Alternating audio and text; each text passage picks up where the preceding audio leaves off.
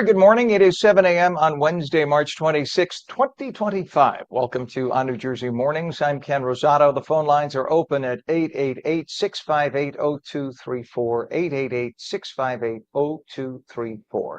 Mostly sunny today, a little cooler, maybe a rogue shower in northern New Jersey, but that's not what we're going to focus on today. Focus on the sunshine, highs in the low 50s.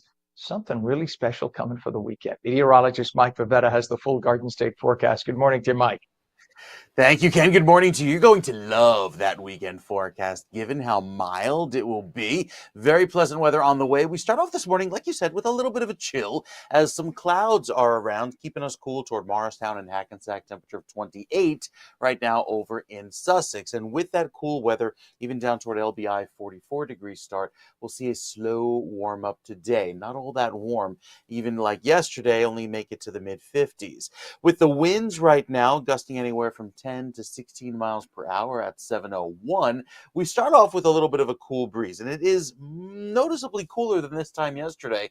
Over in Morristown, 13 degrees cooler for you, 7 degrees cooler in Newark. So here are the clouds that came in last night. Most of them will be around for the better part of this morning. We saw a little bit of clearing early in the morning, but the clouds kind of hanging low before they break up throughout the course of the day. And with that, there's enough instability in the atmosphere to allow that sun to actually break through the clouds and then help fire up a few passing showers. That's what you see here developing over in Sussex and Warren County by 11 a.m. and then more develop into the early afternoon there toward Bergen County and Hudson County, pivoting toward the east by 5 o'clock this afternoon. Might even see a few of those sprinkles there toward Flemington, Somerset County, even by Mercer County and Middlesex County later on this evening. So keep that in mind. You might run into a quick passing sprinkle. Once the sun sets, all the threat of rain is gone, and then we're back to clear sky overnight. Tomorrow warms up back into the upper 40s and low 50s, and then we have another sprinkle later tomorrow night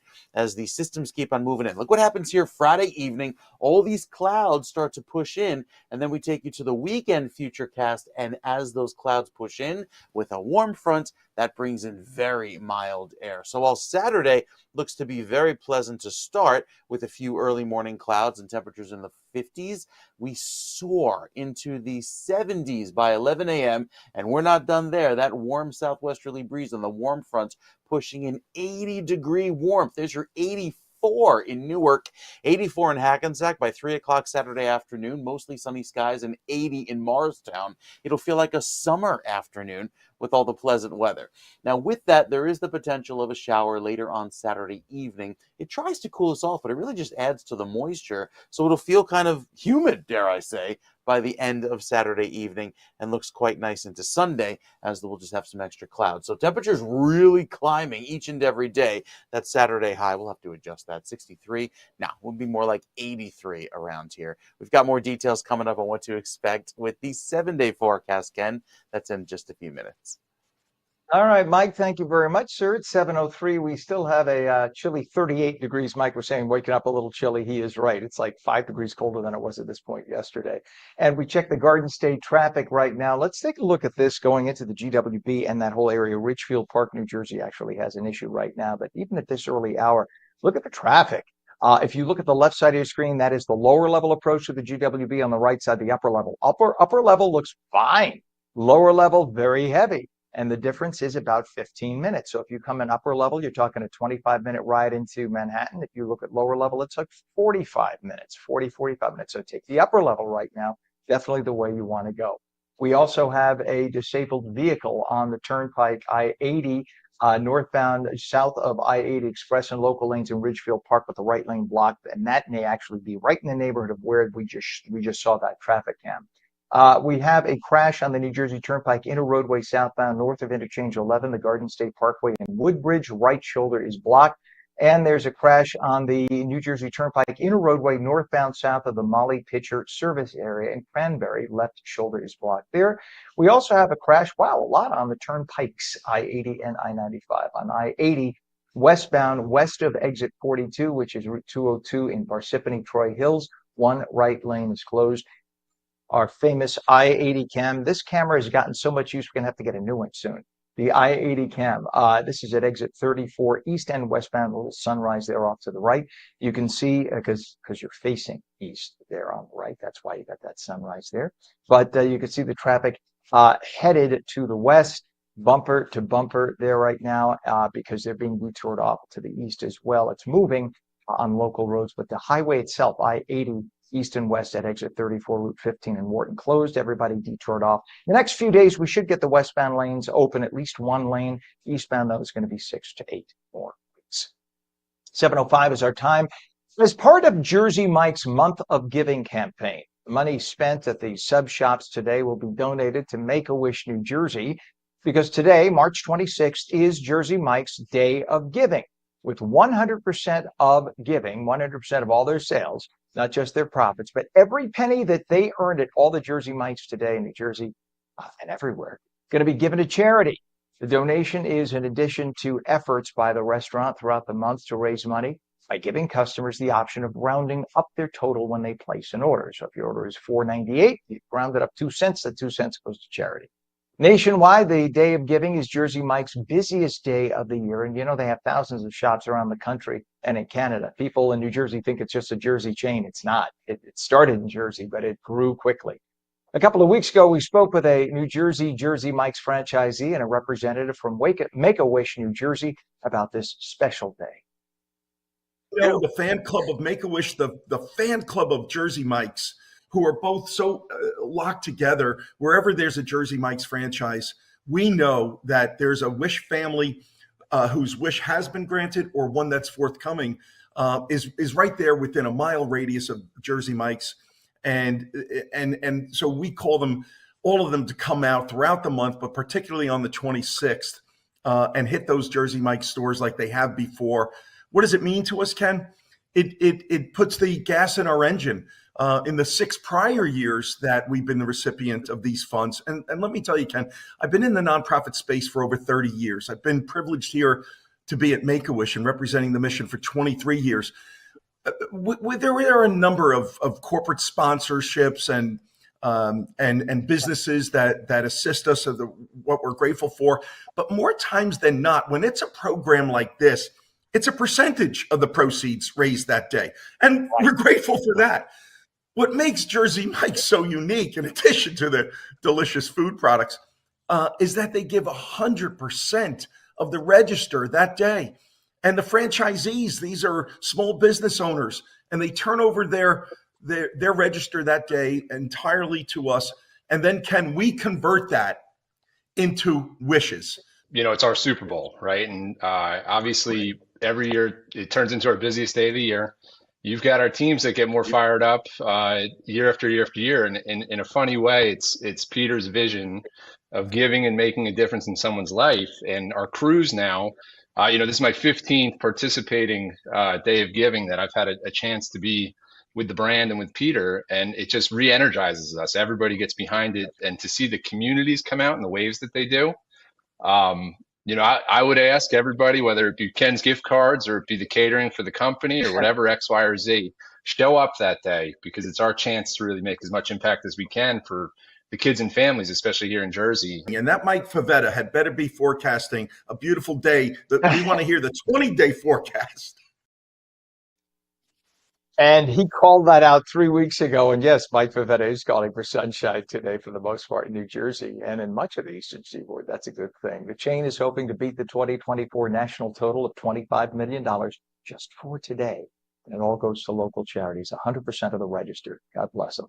It is 7:09. It's back. The famed Atlantic City Aquarium reopened this week after a 5-year building renovation. The aquarium is located at the historic Gardeners Basin and showcases all sorts of species of sea life, including a 225-pound loggerhead sea turtle.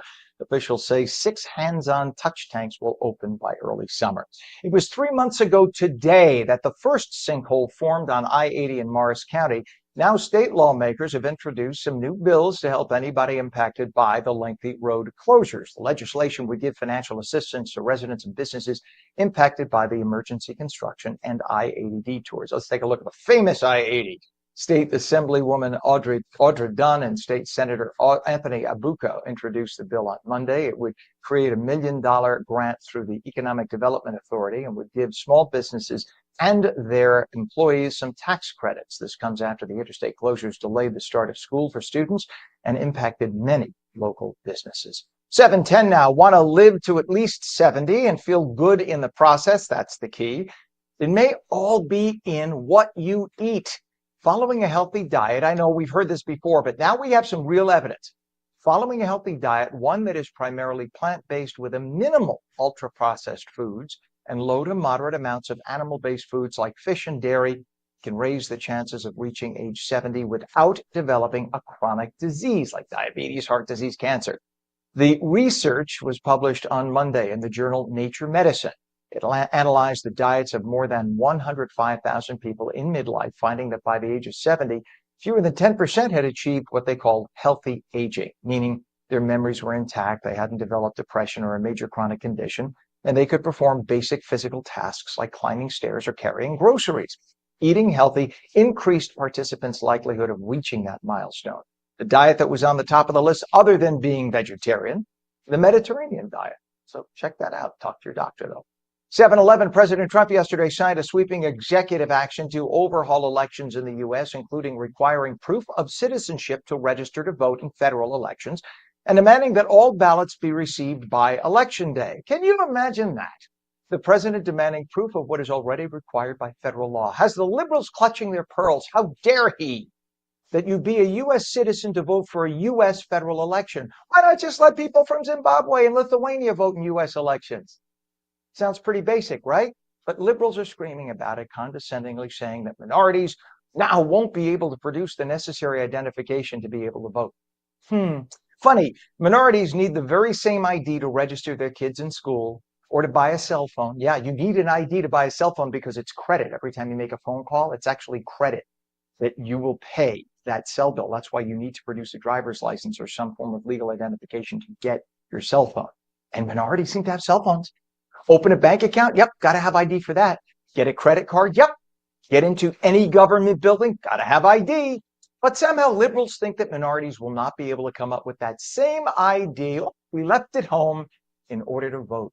How condescending and arrogant. It's like, oh, the poor little minorities don't know enough. It's the most arrogant, racist thing you could ever do. But liberals are kings at racism. The only reason why anybody would be against this idea is if there was a plan to cheat. And we can all come up with that own opinion in our head about how liberals love to cheat elections and whether they do or not. Needless to say, it is now federal law. So sure, it's going to be challenged by liberal activist courts, but it's already federal law. So this will be upheld in the Supreme Court, no doubt about it. This executive order also says all ballots must be received at a state's Board of Election by Election Day. Believe it or not, a number of states will still count votes weeks after Election Day, even if they come in 2, 3, 4 weeks later, as long as they are postmarked by Election Day. How the hell are you supposed to run a national election if you wait for every state for, 3.5 weeks later, we got to vote here? Think about the possibility for cheating that way. You see a district is 200 votes in favor of the Republicans, so you somehow find 210 votes all for the Democrat candidate. How does that happen? And that happens days after the election. Remember the Jack Ciattarelli-Murphy election? We went to bed and Ciattarelli was tens of thousands of votes ahead, and we wake up, suddenly they found all those votes for Murphy. Anyway, I'm not suggesting there was cheating there, but I'm just saying it sure enough smelled and seemed fishy. Anyway, it is 7:13 now. A store in Clark was the location where a winning Pick Six jackpot ticket was sold. The jackpot was one of the highest Pick Six awards in recent memories, $5.5 million. The store owners get $10,000 for selling the ticket. No word on who the winner was. Meanwhile, a lucky lottery player in Middlesex County bought a Powerball ticket. It was second place, still worth a cool $1 million for Monday's drawing. The second prize ticket was bought by or at Kingdom Wine and Spirits, Route 1 in Edison. Maybe go there. It might be good luck for you. It matched 5 numbers, just not the Powerball. It is now 38 degrees at 7:14. When we come back, New Jersey politics like no one else can talk about it. New Jersey Globes. It's not David today. It's Joey Fox. Okay, David has the day off, but Joey Fox will have the inside edge for us. Plus, Mike says mostly sunny today, maybe a rogue shower in northern New Jersey, a little cooler, highs, low 50s. The full Garden State forecast when we return. You're watching on New Jersey Morning, stream daily on Roku, Fire TV, News on Samsung TV Plus, Apple TV, Facebook, and X. and now streamed live on Rumble and Twitch. Just go to twitch.tv/ONNJ. Coming right back.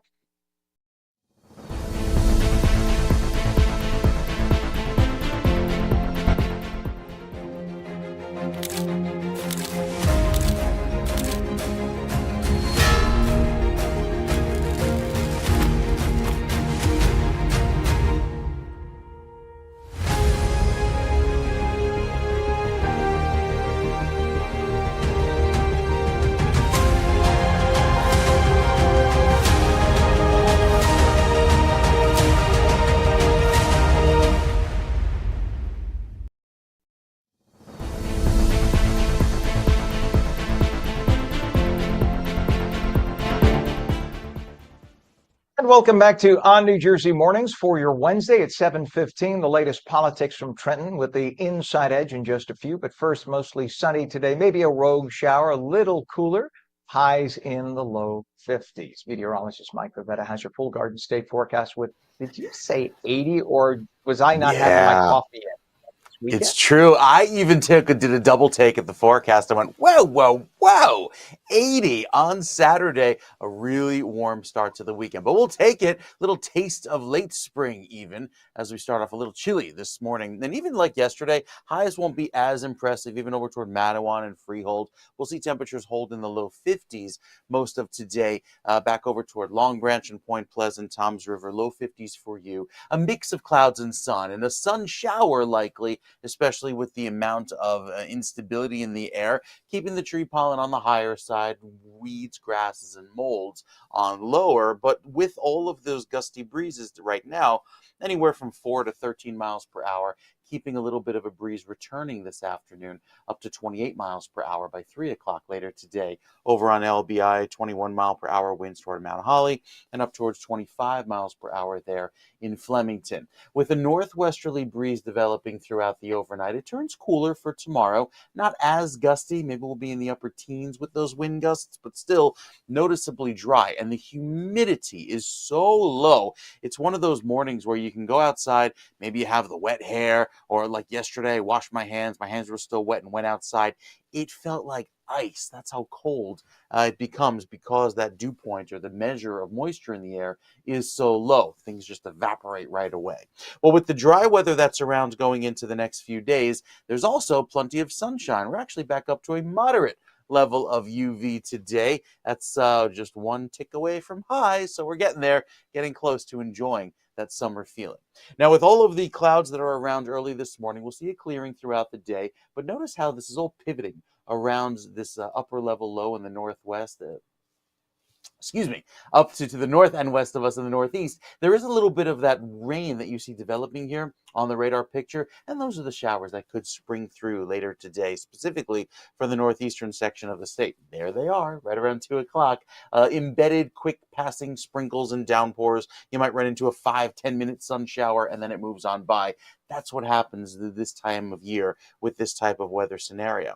By tomorrow afternoon, again, only upper 40s, not that impressive in terms of temperature. We get another quick round of rain later Thursday night into Friday morning, and then that warm air comes in along that front, pushing in our highs all the way into the 40s to start on Saturday morning, and then Saturday afternoon, we see those temperatures skyrocket to the 70s and 80s, 84 degrees in Newark and Hackensack, even toward the beaches, Toms River, 74 degrees, 85 in Camden, really warm stuff. Got to check the records for Saturday because that could be approaching record territory, as we'll be about 22 degrees above average, and then those showers come in later Saturday night.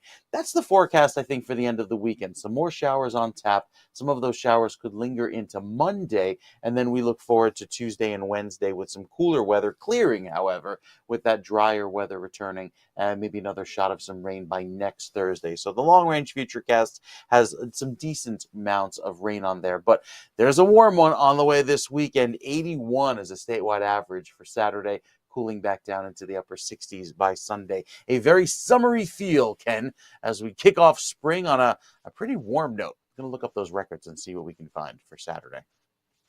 All right, I'm going to let you in on a little secret right this minute. You can't tell because of the background, but I am in Fort Lauderdale this moment. And the temperature here, and I don't know why I'm talking like that. I guess because Fort Lauderdale is like Miami, is like New York South, rather. It's 68 degrees here right now. The last couple of days, it's only hit like 78 to 80. So it's funny that it's actually going to be warmer in New Jersey weekend Hmm. than it is in South Florida right now. But just the way the convection currents and the winds are and the magic, as you said, I'm bringing back the warmth. So I'm glad I You could do are. that because I'll be headed back Thank you. tomorrow. It's my joy to do that. Thank you, Mike. I appreciate you. It is 7:20 right now, still though 38 degrees. So don't go outside without a jacket. You're going to need that jacket right now. Let's take a look at what we have on the New Jersey Turnpike right now. This is by exit 140. No, I'm not the Turnpike. I'm sorry. This is the Garden State Parkway. This is right near exit 148, Garden State Parkway. So you're in the Bloomfield area, but you can see on the right-hand side that's headed into the tolls. And that is a little heavy volume for this hour on the right side, headed northbound into the toll plaza. So just be aware of that as you're headed into Bloomfield. We also have a problem, emergency construction. I'm sorry, not that's coming up in a second. We have a crash on the Jersey Turnpike inner roadway northbound, south of the Molly Pitcher service area in Cranberry Township, and there's a crash on I-80 westbound, west of exit 42, which is Littleton Road in Parsippany, Troy Hills. Now let's take a look at the incoming inbound GWB. This is the mess that we have every morning. It's always a mess, but as you can see right now, the right side is the upper level approach to the GWB. The left side is the lower level approach. And all morning long now, the upper level has been slightly better by about a 10-minute stream. So if you're headed into Manhattan on the GWB, take the upper level, which is on the right side of your screen. We, of course, still have the ongoing problem on I-80. This has been going on now 3 months today. 3 months today since the first of three major sinkholes opened up. There are a bunch of little voids underground, which is why it's not open. But let's take a look at the I-80 cam. You can see traffic detoured off in both directions. Exit 34, Route 15 in Wharton. Westbound lane, at least one will open up sometime in the next few days. Eastbound, though, nothing will open up for about 6 to 8 weeks. So just be aware of that. Give yourselves extra travel time. Plan accordingly. 7:22, there's politics. Then there's New Jersey politics. Trenton, a whole different animal. New Jersey Globe reporter Joey Fox is in for editor David Wildstein. He's in D.C. today with today's Inside Edge. Good morning, everybody. It is Wednesday, March 26th. Welcome to the Inside Edge. I'm Joey Fox. I'll be taking over again for the next couple of days. Something that I think that most political journalists can relate to, I get asked pretty frequently to handicap various races that are coming up in New Jersey. People will ask me what I think is going to happen in the New Jersey governor's primary, what I think is going to happen in the general election, whether Republicans can flip the seat, whether Democrats will win, what I think will happen with all of New Jersey's House seats in 2026. And obviously, it's a fun conversation topic, and it's one that I like to talk about. But it's also one that can oftentimes be difficult, especially early on in a cycle when you're still dealing with a lot of unknowns, when people want kind of definitive answers and you just don't have them yet. So I wanted to spend the next couple of days talking about a couple of kind of concepts that I think about when I'm thinking about handicapping these races. And the one that I wanted to talk about today is what I'm calling here forecasting into the void. You know, trying to come up with methods of giving, clear signposts for how you feel about how you think about a race, even when there's still things you just don't know about it. So, I mean, professional race forecasters like Cook Political Report, for example, have sort of a couple of avenues that they can take when they're approaching races that are still pretty far in the future. One is to issue ratings being, say, solid Democratic or toss-up or lean Republican, something like that. Issue ratings based on the information that they have at that point. So, you know that a Democratic incumbent is running for re-election, and you don't know who the Republican challenger is going to be yet, but you assume that the Democratic incumbent is strong, and the polls are saying a certain thing at the time, and the Democratic Party is a certain level of popularity at the time. And so you do forecasts based on that information, and then you update that forecast as new information becomes available. So it's constantly in flux based on what is happening in the larger picture. And then the other method that you can choose is, knowing where you're at a certain point, looking ahead to when the election actually is, and making a set of logical assumptions about what's likely to change between now and then. you've got a Democratic incumbent running for re-election. They don't have a Republican challenger yet, but you assume that they will eventually get one. And if you make the assumption that their Republican challenger will eventually be pretty strong and pretty well funded, then that's an assumption that will lead to a shift in the rating. Or if you assume that, a candidate's poll numbers or a party's poll numbers are in one place at one time, but over the course of the next year, they're probably going to shift because that's what they usually do in similar circumstances, then that's another piece of information that you would incorporate. So a district that really applies to in New Jersey right now is the 9th Congressional District, where Nellie Poe is running for re-election or is going to run for re-election, but not for a while, in a year and a half, in a Trump-won district. If you go purely on the information that we have right now, it seems like Poe is going to be in for a really tough fight. I mean, this is a seat that used to be solidly Democratic, but shifted way to the right. She is not someone who has had to deal with super competitive races before, so this is going to be a learning curve for her. And you would think, just in a total vacuum, that this is going to be one of the nation's closest races. But if you add in the context that it's really, really rare for incumbents of the party out of power to lose re-election in a midterm, just because usually midterms witness sort of a backlash against the president and against the party in power, then that really changes your perspective on things. And that suddenly turns this race from something that's going to be highly competitive into something that, Republicans will really, really have to work to even keep on the playing field, and the Democrats start out with a pretty hefty advantage. So when I'm thinking about this race, I kind of have to keep both of those things in mind. And that's true even with the New Jersey governor's race and assembly races, that are coming up in a much shorter time span. There's still a lot of unknowns that we don't know. We don't know what the national environment is going to be like in November. We don't know who the nominees on either side are going to be, and that's going to really change the contours of the race. And so we have to balance the information that we have now with the assumptions that we can reasonably make about what's going to happen between now and the election, with the fact that there's just unknowns, and that those unknowns could push the way that we view these races in all kinds of different directions. So I'm going to come back to a similar topic tomorrow, but that's what I've got for today. Have a good one. Thank you very much, Joey Fox. 727, New Jersey State Department of Health issued a memo yesterday telling hospitals, stop collecting all that sexual orientation and gender identity info from the parents of newborns, because babies don't know what the hell you're talking about. They just want their milk. Clarifying a law that recently caused a national uproar. The stupidest liberal stupidity ever. Snuck in at the last minute 4 years ago and signed by a governor who didn't read what he signed. Liberals. Governor Murphy signed the law in 2021 that required hospitals and labs in New Jersey to collect the detailed demographic information on its patients, including race, ethnicity, gender identity, and sexual orientation, like an infant knows. However, it didn't set a cutoff age, which is why hospitals, afraid to get into legal trouble, started asking parents of newborns, sexual orientation or gender identity is your newborn, as the baby's going gaga goo-goo, leaving many parents in shock, thinking it was a joke. Liberals are the joke. 728, a popular river beach on Toms River will be closed to sunbathers this summer due to high bacteria counts during much of last year. In fact, word is the beach may never reopen to swimming. Beechwood Beach was closed last summer with the hopes that bacteria levels would come down, but no luck. Officials say the water in Beechwood Borough is in sort of a cold-like area. The water pools there and doesn't get a good flow of fresh water, so that's why bacteria builds up, especially in the heat. The sand and grass areas are going to remain open to the public, just you can't go in the water because you can get skin infections and anything else. Yuck. New Jersey reality TV star Teresa Giudice is facing more trouble with the law after she and her new husband were found to owe more than $3 million in taxes. Published reports say Giudice of the Real Housewives of New Jersey was issued more than $303,000 in tax liens herself last week. Her husband, Louis Roelas, reportedly owes an additional $2.6 million after he was hit with a $163,000 lien in last year. In 2013, you'll recall Giudice and her then husband, Joe, who's an Italian citizen, were charged with conspiracy to commit mail fraud, wire fraud, bank fraud, and other charges.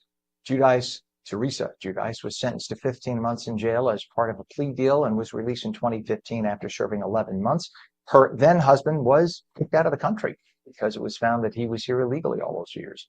729, here's a crappy story for you. Investigators were able, Pam is thinking, our director, like, what? Investigators were able to recover, listen, Pam, $770,000 worth of stolen Tiffany earrings last week after a man accused of swallowing the jewelry, pooped it out. Yeah, you heard me right. Okay, it says here he expelled it from his system. Would you like to buy those diamonds now? Huh? Police in Orlando, of course it's in Florida. Police in Orlando announced the recovery of the stolen jewelry from suspect Jathan, Jaythan. I'm not lisping, Jathan Gilder. Authorities held Jathan in a hospital and monitored every movement for nearly 2 weeks. Imagine having to put it through a sieve until they made the dirty discovery. No word on whether boxes of fiber were involved in helping along the movement. Police say they returned the diamond earrings to Tiffany, where they received a good scrubbing. No word on, sorry, it's so gross. No word on if they plan on telling whoever eventually buys the earrings of the horrific history. Hey, I got these earrings on sale. Something's funny about it. Yeah, there's my Christmas gift for you. So, oh God, sure to turn your stomach. 7:30 right now. When we come back, Doge is working wonders, saving money at the federal level. Now New Jersey may get its own version. We're going to explain. And Mike says it'll be mostly sunny today, a little cooler, maybe a rogue shower in northern New Jersey, highs in the low 50s, the full Garden State forecast when we return. And we will take your calls at 888-658-0234. You're watching On New Jersey Mornings. We're coming right back.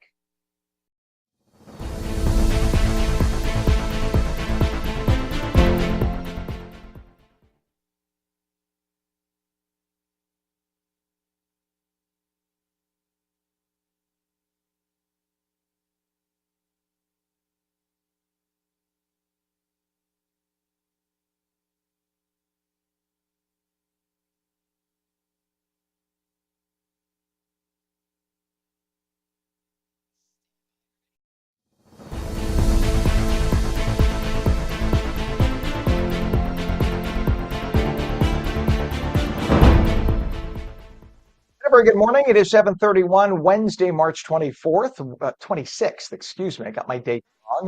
Pam is saying, what? What? Sorry, Pam. Welcome back to On New Jersey Mornings. I'm Ken Rosato. The phone lines are open at 888-658-0234. Mostly sunny today, a little cooler, maybe a rogue shower in northern New Jersey. Highs in the low 50s. Something special, something.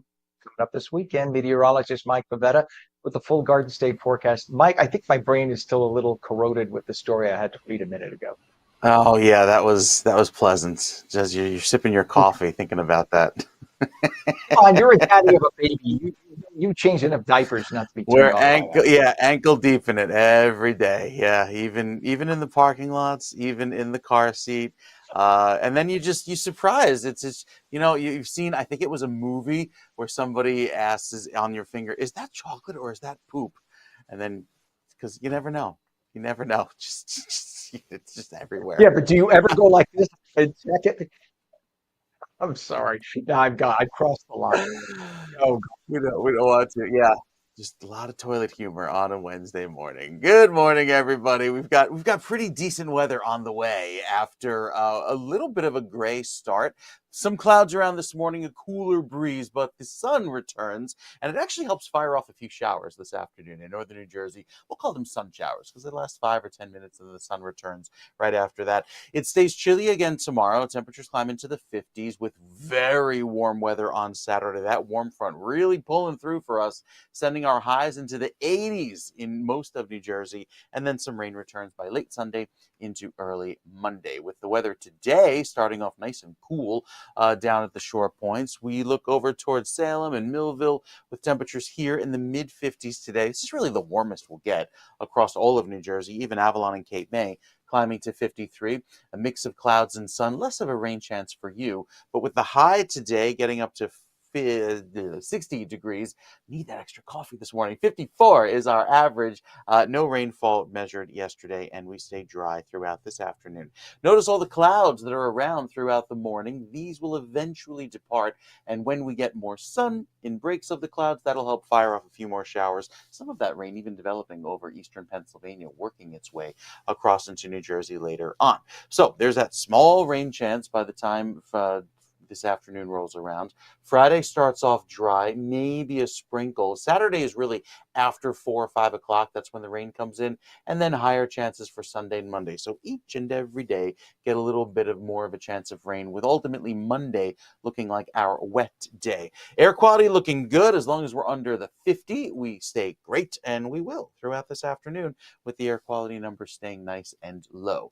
Notice the Futurecast has that shower offshore. Here's that trough that comes on through, swings on by, gives us a few of those instability showers this afternoon in the breaks of the sun. And then by Thursday into Friday, we see another round of cool weather come in with the clouds, setting up the stage for a very dry Friday. But by Saturday afternoon, the warm front lifts off to our north, and this warm front really does its job. Look how all of New Jersey, nice and clear and sunny at noon on Saturday, helping to bring those warm temperatures in with all of the mild air and warm sunshine. Now, there will be a few sprinkles that follow throughout Saturday evening into Sunday morning, but beyond that, looks very pleasant, especially with these highs well above average going into Friday and Saturday. So we are into the 60s on Friday. Once the warm front crosses, well into the 80s, and I mean like 84, 85 across some parts of the state, it'll feel great. Sunday, rain returns with a cooler feel, and that rain sticks around for Monday, and then I think we stay cooler on Tuesday. Even the shore points, thanks to a southwesterly breeze, will enjoy that warmer weather that comes in by Saturday. Could climb into the upper 60s for you.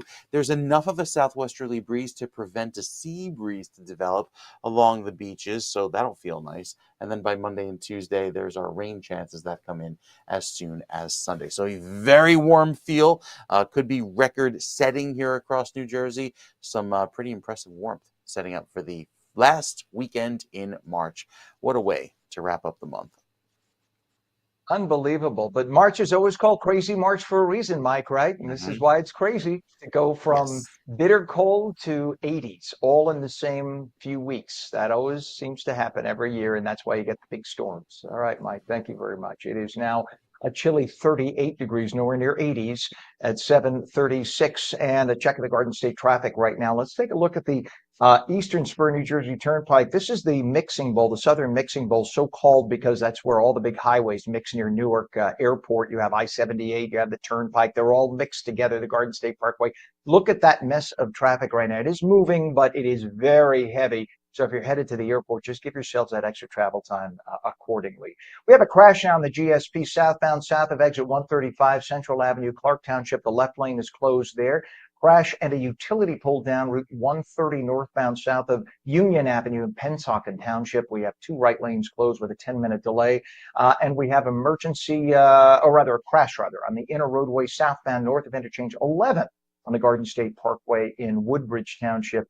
The crash is on the Turnpike north of interchange 11 with the Garden State Parkway in Woodbridge Township. So the crash is on the Turnpike, so beware as you head down through that area. Take a look at our I-80 cam right now. Again, east and westbound I-80 exit 34, Route 15 in Wharton remains closed. Everybody detoured off. It's about a 45-minute delay in either direction because you have to take the local roads. Westbound, one lane will open up in the next few days, and then eventually the other lane. Eastbound, there'll be another 6 to 8 weeks at least. Time now is 7:38.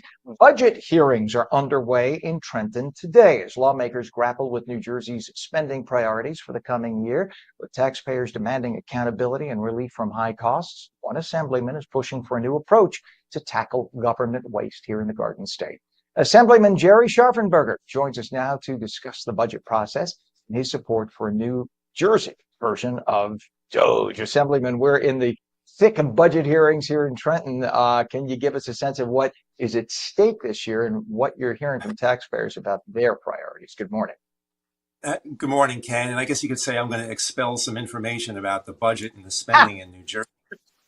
Thank you. What, the budget hearings too, we've had about 250 people come up, and many of them from organizations or initiatives that have seen cuts. The amazing thing to me as a legislator and somebody on the budget committee is the budget as proposed by Governor Murphy has gone up by $1.3 billion. So that's increased spending. Now, if all these folks are getting cut, where is all that money going? Nobody really knows. We haven't really gotten a detailed breakdown of where the spending is being proposed. So that's one thing. It's interesting to hear people who come up and from the various organizations around the state. And some of them you could really make the case for being worthy, and others not so much. So the numbers are just staggering. The budget itself, $58.1 billion, which is about $22 billion more since Governor Murphy took office. And we just can't sustain this. And taxes are just out of control. Consumers are going to get hit with a 17, 18% increase in electric rates. So this is really going to be Armageddon once we get this budget finalized. So, bumpy road ahead. Yeah, you could see it. And in your recent article on SaveJersey.com, you highlighted examples of wasteful spending, like Rutgers football spending almost $500,000 on DoorDash. What? That's almost as much as I spend on DoorDash. And $19 million on DEI programs. How pervasive do you think this kind of spending is in New Jersey's budget? Are people thinking they can get away with it and they keep doing it? And what's being done in the hearings to address it?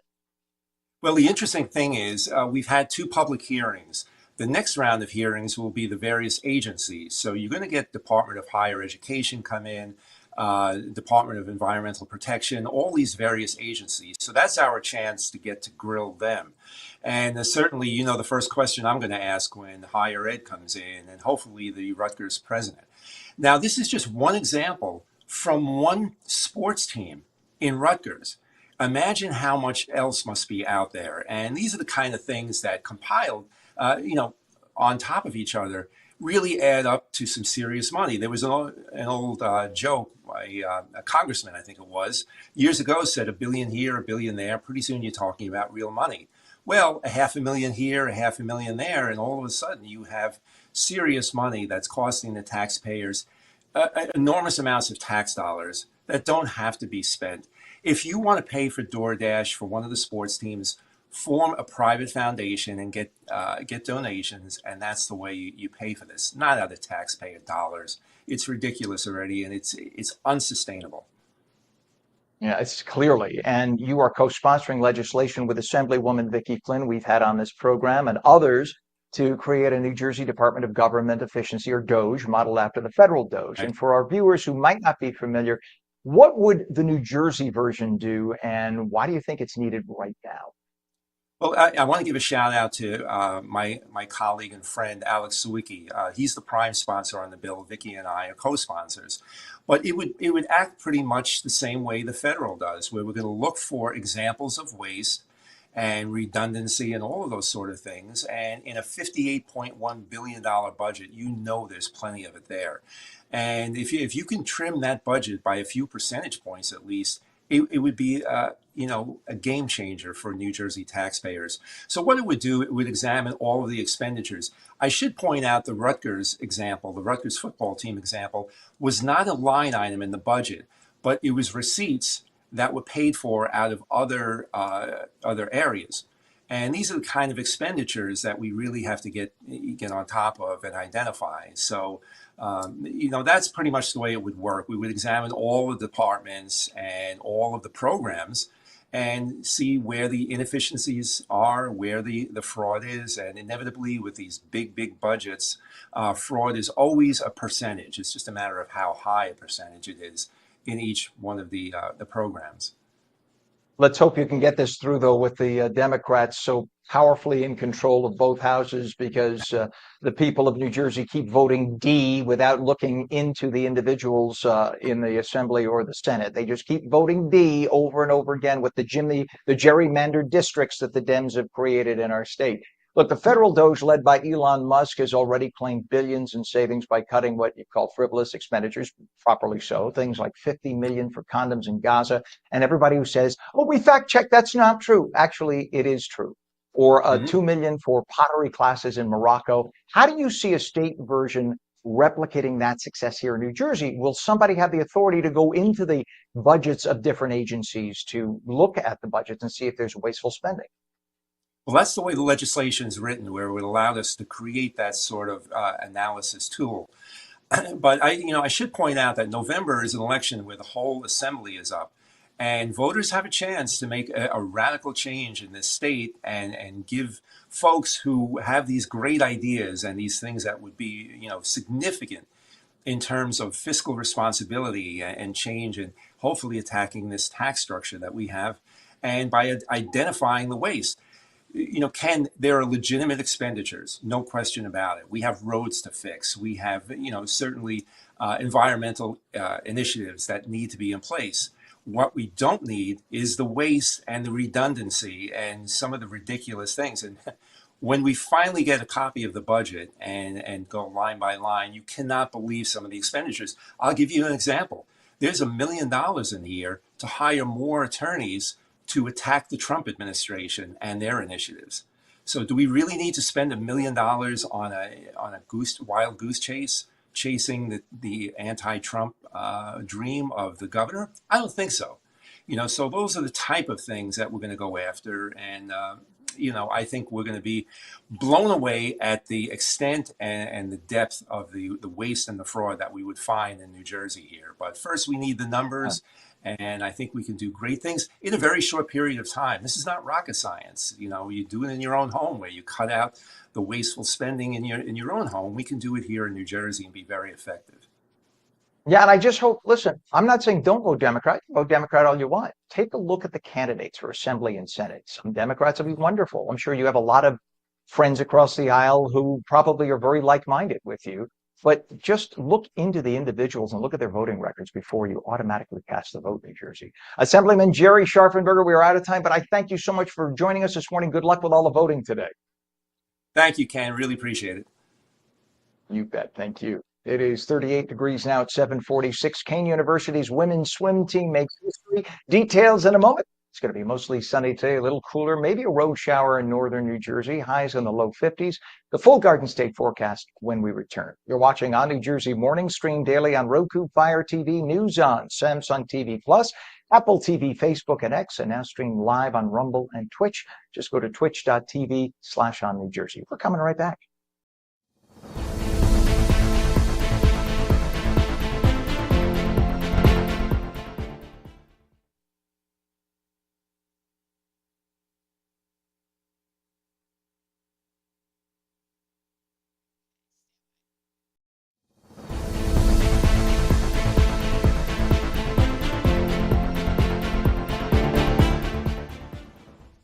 And welcome back to On New Jersey Mornings for your Wednesday. It is 7:47, a little cooler, highs in the low 50s today with lots of sunshine. Meteorologist Mike Favetta with your Garden State forecast and a big warm-up on the way. Good morning to you, Mike.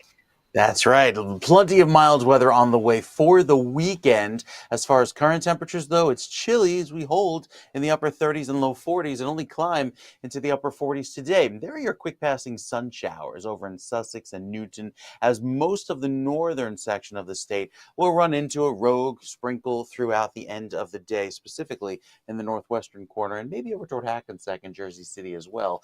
Might see a little bit of those raindrops dot the map by the day's end. With most of the clearing that takes place this afternoon across the state, the drought continues, even though we don't get a whole lot of rainfall this week. I think we have a better chance of seeing that wet weather by the time the weekend rolls around, especially the second half. With a lot of that rainfall right now that occurred over the last few days in southern New Jersey, northern New Jersey still has to still in a rainfall deficit up to an inch. So we'll see, I think, more of those rain chances once we get to this weekend.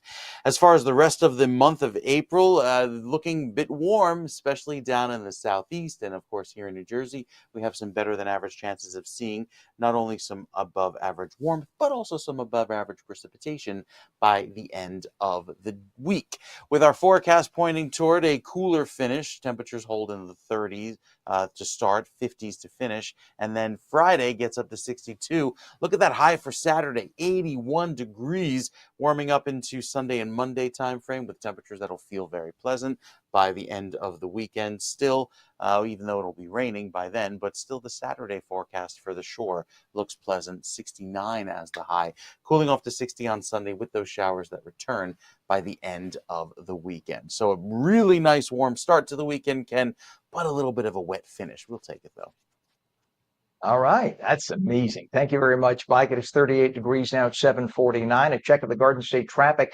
We have a little bit of an issue on the Garden State Parkway, a crash southbound, south of exit 135. Take a look at the camera. This is about a mile before the crash, and you could already see on the left side, I'm sorry, on the right side of your screen, you could see the brake checking already happening, heading into where the crash site is. That's a mile before, so that gives you an idea. You're going to slow down through that. Again, that is the Garden State Parkway southbound, south of exit 135, and that is in Clark Township. All lanes are open, but you do have a brake check through that area.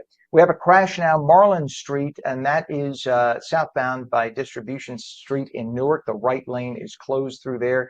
And we now have another crash that just popped up. This is on the Garden State Parkway, local lanes northbound, north of Asbury Toll Plaza in Tinton Falls, right near Asbury. Two left lanes are blocked there. And we have a crash, another one. Wow, what's going on the Garden State Parkway? A crash on the Garden State southbound, south of 135, Central Avenue, Clark Township. All lanes are open. We have a crash, utility pole down, Route 130, northbound, south of Union Avenue in Pennsauken Township. Two right lanes closed. And let's go to the I-80 cam, if we could, Pam. Again, I-80 eastbound through exit 34 in Wharton, east and west. This is Route 15 that you see on the top right of your screen. That's the alternate there. Everybody being detoured off. The roadway is closed in both directions because of emergency sinkhole repair. Westbound will be opened up in the next few days. Eastbound may take 6 to 8 weeks. It is now 38 degrees at 7:51. Kane University's women's swimming team made history at the NCAA Division III championships in Greensboro, North Carolina. Freshman standout Braylon Wilson, under the guidance of head coach Christopher Swenson, earned 2 All-American selections, including a groundbreaking first-team honor for that program, and capped it off with a 6th-place finish in the 100-back event. We're joined by Coach Christopher Swenson to dive into this remarkable achievement. Sorry for the pun, Coach. Thank you. And let's start with Braylon Wilson's performance at the NCAA championships, 2 All-American selections, and an historic first-team nod. What does it mean for her and for the Kane University women's swimming program? Well, I think you said it best. It's historic, right? I mean, we work for this, and the D3 meet gets faster and faster every year. And to earn a top 8 finish at a program that's as new as ours, I think that's pretty remarkable. And, you know, Braylon deserves every success, works incredibly hard every single day. And I'm just happy to see it paying off for Braylon at the end of the year. Yeah, but it takes good coaching and good teammates. It's all part of a package. I don't have to tell you that. I mean, a bad coach makes all the difference. A good coach is the motivation behind that. Why the people come in and do all their work every day. And Braylon also finished 6th in the 100 back, another first for Kane. Can you walk us through what that race was like and how she prepared for such an incredible moment? Yeah, I think the whole week, especially coming in as a freshman to that meet, it's really hard to qualify for. So there's a lot of nerves. There's a lot of uncertainties. Everybody that's at that meet is fast. So, you know, to start the week with winning a swim off just to get her first All-American award, that was pretty nerve-wracking on its own. But I think after that, we were kind of just relaxed and taking each race as it came. But to finish 6th in the morning and then to hold place at night and to earn that official first-team All-American award was really awesome to watch. It was, you know, it was one of those things that just all came together this year. And like you said, it takes a lot of great teammates. And Braylon has a lot of teammates that were in her corner and that worked hard with her alongside her all year. And it was just really nice to see it all come together at the end of the season. Now, she's only a freshman, and Braylon's already made this incredible impact. So what have you seen that is in her training and mindset, that motivation, that has set her up for this kind of success so early in her career? And what do you see for the future for her? Well, we've got some pretty big goals. Those are things that we'll talk about in the off season and for the next 3 years. But I think what impresses me most about a freshman coming in to an experience like the NCAA meet is really did not show a whole lot of nerves. Even if there were nerves, I might have been more nervous than Braylon was. But ultimately, you know, the ability to step up and just race and win a swim off, right? The swim off that you're watching right there, that was against a girl from the 9th ranked team in the country. So they're there with the whole group, and it was just me and Braylon on deck. So, you know, to be able to step up under pressure and perform like that, it's really just fun to watch. And I'm really lucky to have someone like Braylon as part of this program. Well, clearly that takes confidence, and you only get confidence if you have credibility in your, or belief, I should say, credence in yourself, and you only have credence in yourself if you really work hard at it. So it's all connected. And you were there, of course, in Greensboro with Braylon this week. What was it like coaching her through those high stakes races? You talked about it a little bit, how you were nervous. How does it feel to see her name now etched in Kane history? It must be amazing for you. Yeah, I think rewarding.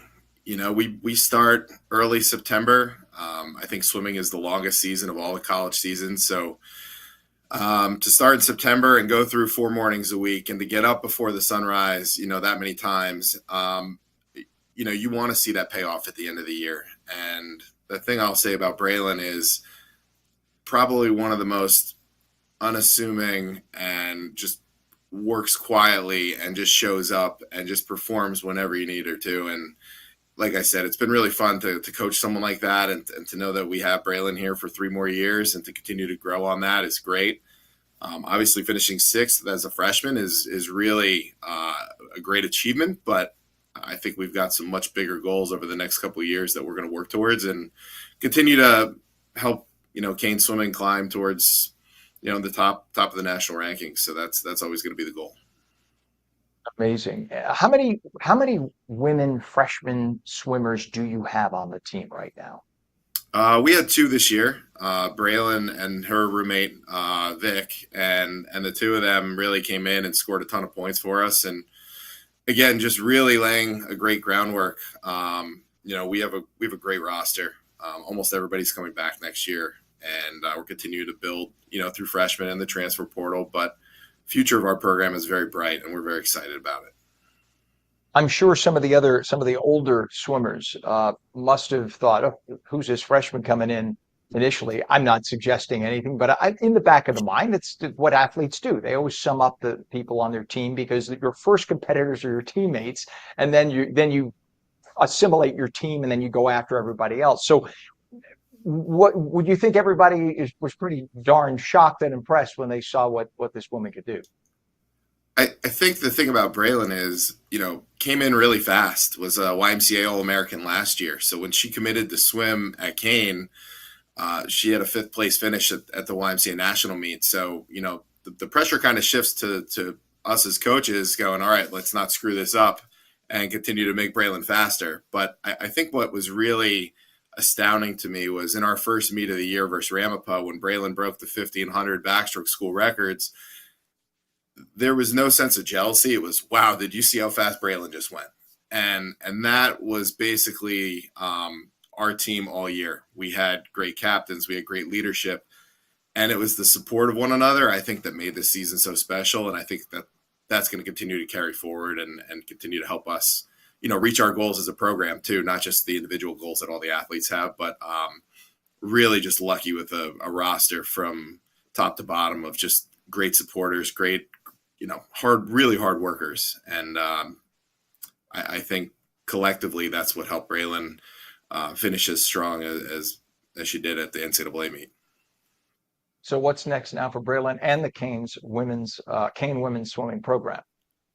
Well, this week is a nice week off for Braylon for sure. For me, recruiting never really stops. So, it was basically land on Sunday morning and start, firing out emails and getting on the phone and continuing to build the roster. And that's really what my off season consists of, is just a lot of recruiting and a lot of just continued, trying to bring in the best and brightest athletes for our program. And, we'll never stop doing that, but, very lucky, had a great year, very excited about the future. Like I said, I think next year we're going to show up there and the expectations will be a little bit higher and a little bit different. And I think that's really exciting, right? Because I've always told the team, pressure is a privilege, right? It means things are expected of you, and that's not necessarily a bad thing, but it's how we manage that and how we continue to push forward and, helping them manage those nerves and those big goals that they set for each other. And, that's our job as coaches. So try to do the best we can. And as I said before, I was probably more nervous than Braylon was, but I also wasn't going to show Braylon that I was nervous. But internally, if anyone could see what I was feeling, it was I don't think they would have wanted to share that because it was really nerve-wracking. But again, just calm under pressure and stepped up and came home with 2 All-American awards, which is really neat. Amazing. Remember the name, champ swimmer Braylon Wilson, Kean University swimming coach Christopher Swenson. Thank you so much for joining us today. Best of luck with Kean. Thanks, Ken. You bet. Have a great day. It is now 38 degrees, 7:59. When we come back, Italian Americans in New Jersey have gotten a bad rap over the years with many negative stereotypes. We're going to talk with one man who's working to reverse any negative images. And Mike says mostly sunny today, maybe a rogue shower in northern New Jersey, a little cooler, highs in the low 50s. The full Garden State forecast when we return. We're going to take your calls too at 888-658-0234, 888-658-0234. You're watching On New Jersey Mornings, and we're coming right back.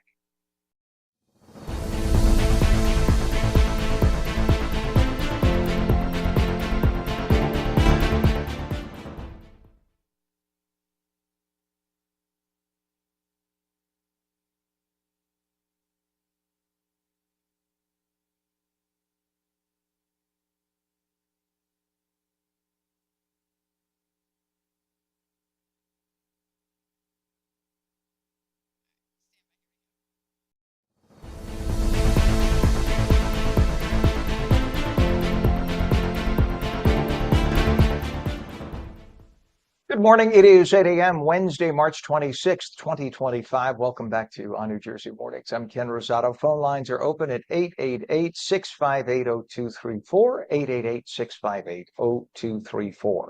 Mostly sunny today, a little cooler. Rogue shower in northern New Jersey. Warmth coming by the weekend. But right now, today we're going to have highs in the low 50s. Meteorologist Mike Favetta has the full Garden State forecast. Good morning to you, Mike. Good morning to you, Ken. Yeah, we've got a pretty decent day ahead with some clouds around this morning, sunshine breaking through, but ultimately there is the chance of a few passing showers. Like Ken mentioned, later on this morning into the early afternoon, some instability showers as the sun breaks through the clouds and helps to warm up the atmosphere, creating those showers into the end of the day. Right now, with a little bit of a gusty breeze, anywhere from 6 to 19 miles per hour at 8:01, it's cool, it's a little breezy, and it's about 13 degrees cooler than this time yesterday in northern New Jersey, right around the same temperature in southern and central New Jersey throughout the rest of the morning. With a little bit of a warm up today, again, the clouds from last night hanging around as we saw those clouds around this morning, and then some breaks in the clouds throughout the rest of the morning. There could be a few passing showers as well developing later on today. You see them here with the Futurecast rolling through by 11 a.m. Some of these showers dotting the screen, pivoting through northern New Jersey, and then exiting out east through the 5 o'clock hour. As the sun lingers this afternoon, it'll help fire up those showers into the end of the day. Tomorrow's a completely dry day, but again, cool. Highs only in the upper 40s and low 50s, a few degrees below average as another shower comes in tomorrow night, and then the warm air takes over. Look at this in the Futurecast that begins on Saturday morning with the clouds. Temperatures start off in the 50s, skyrocket into the 60s, 70s by 11 a.m., and then with the clearing, we get up into the low 80s Saturday afternoon, not just in northeastern New Jersey, but pretty much statewide, unless you still find yourself at the beaches, maybe a few 70s there popping up, but still a decent Saturday to enjoy as the sun breaks out between the clouds, and then likely have a few showers by Saturday evening. But we'll enjoy a very pleasant feel with highs that are reminiscent more of summertime rather than springtime. So the next few days sees a little bit of a cool trend until the big warm up on Friday night into Saturday, seeing those temperatures well above average by at least 20 or 22 degrees. We'll take it, Ken. Nice way to wrap up March.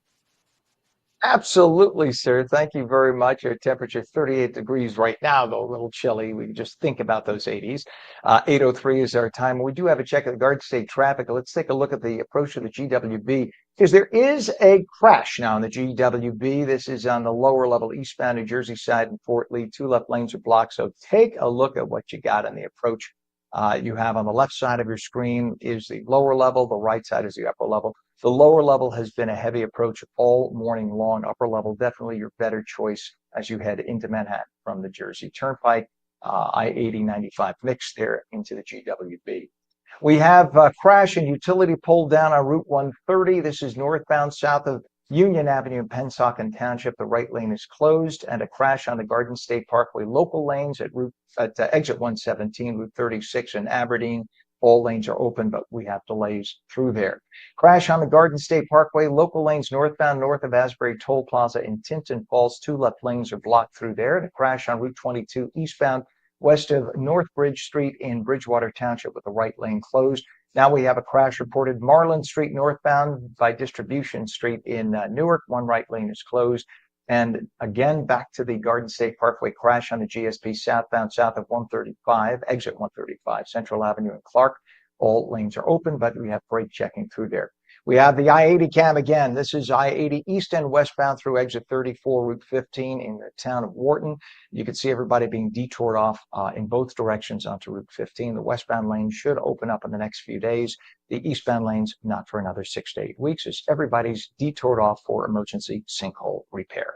Our time now is 8:05, and we are diving into a heated discussion about cultural representation and the fight against negative stereotypes. Andre Domino, president of the Italian-American One Voice Coalition, joins us now to talk about his organization's mission to defend Italian-American heritage, from a controversial mob-themed dog food commercial to recent skits on Saturday Night Live. Andre, good morning and welcome. And let's start with Freshpet. It's a Secaucus-based dog food company. And we have Steve Sciarippa on the ad. Anyone who knows him loves Steve. He's a nice guy. But their recent mob-themed commercial has drawn a lot of criticism just from your organization. A lot of Italian Americans are offended by it. Advocacy groups now saying this is perpetuating harmful stereotypes. Walk us through the ad and how it crosses the line, and what response have you gotten from Freshpet at this point? Yeah, Ken, here we go again, back to the tired old stereotype of Italian Americans equals mobsters and mafiosi. You know, there's the scene of Freshpet, which is supposed to be a natural dog food.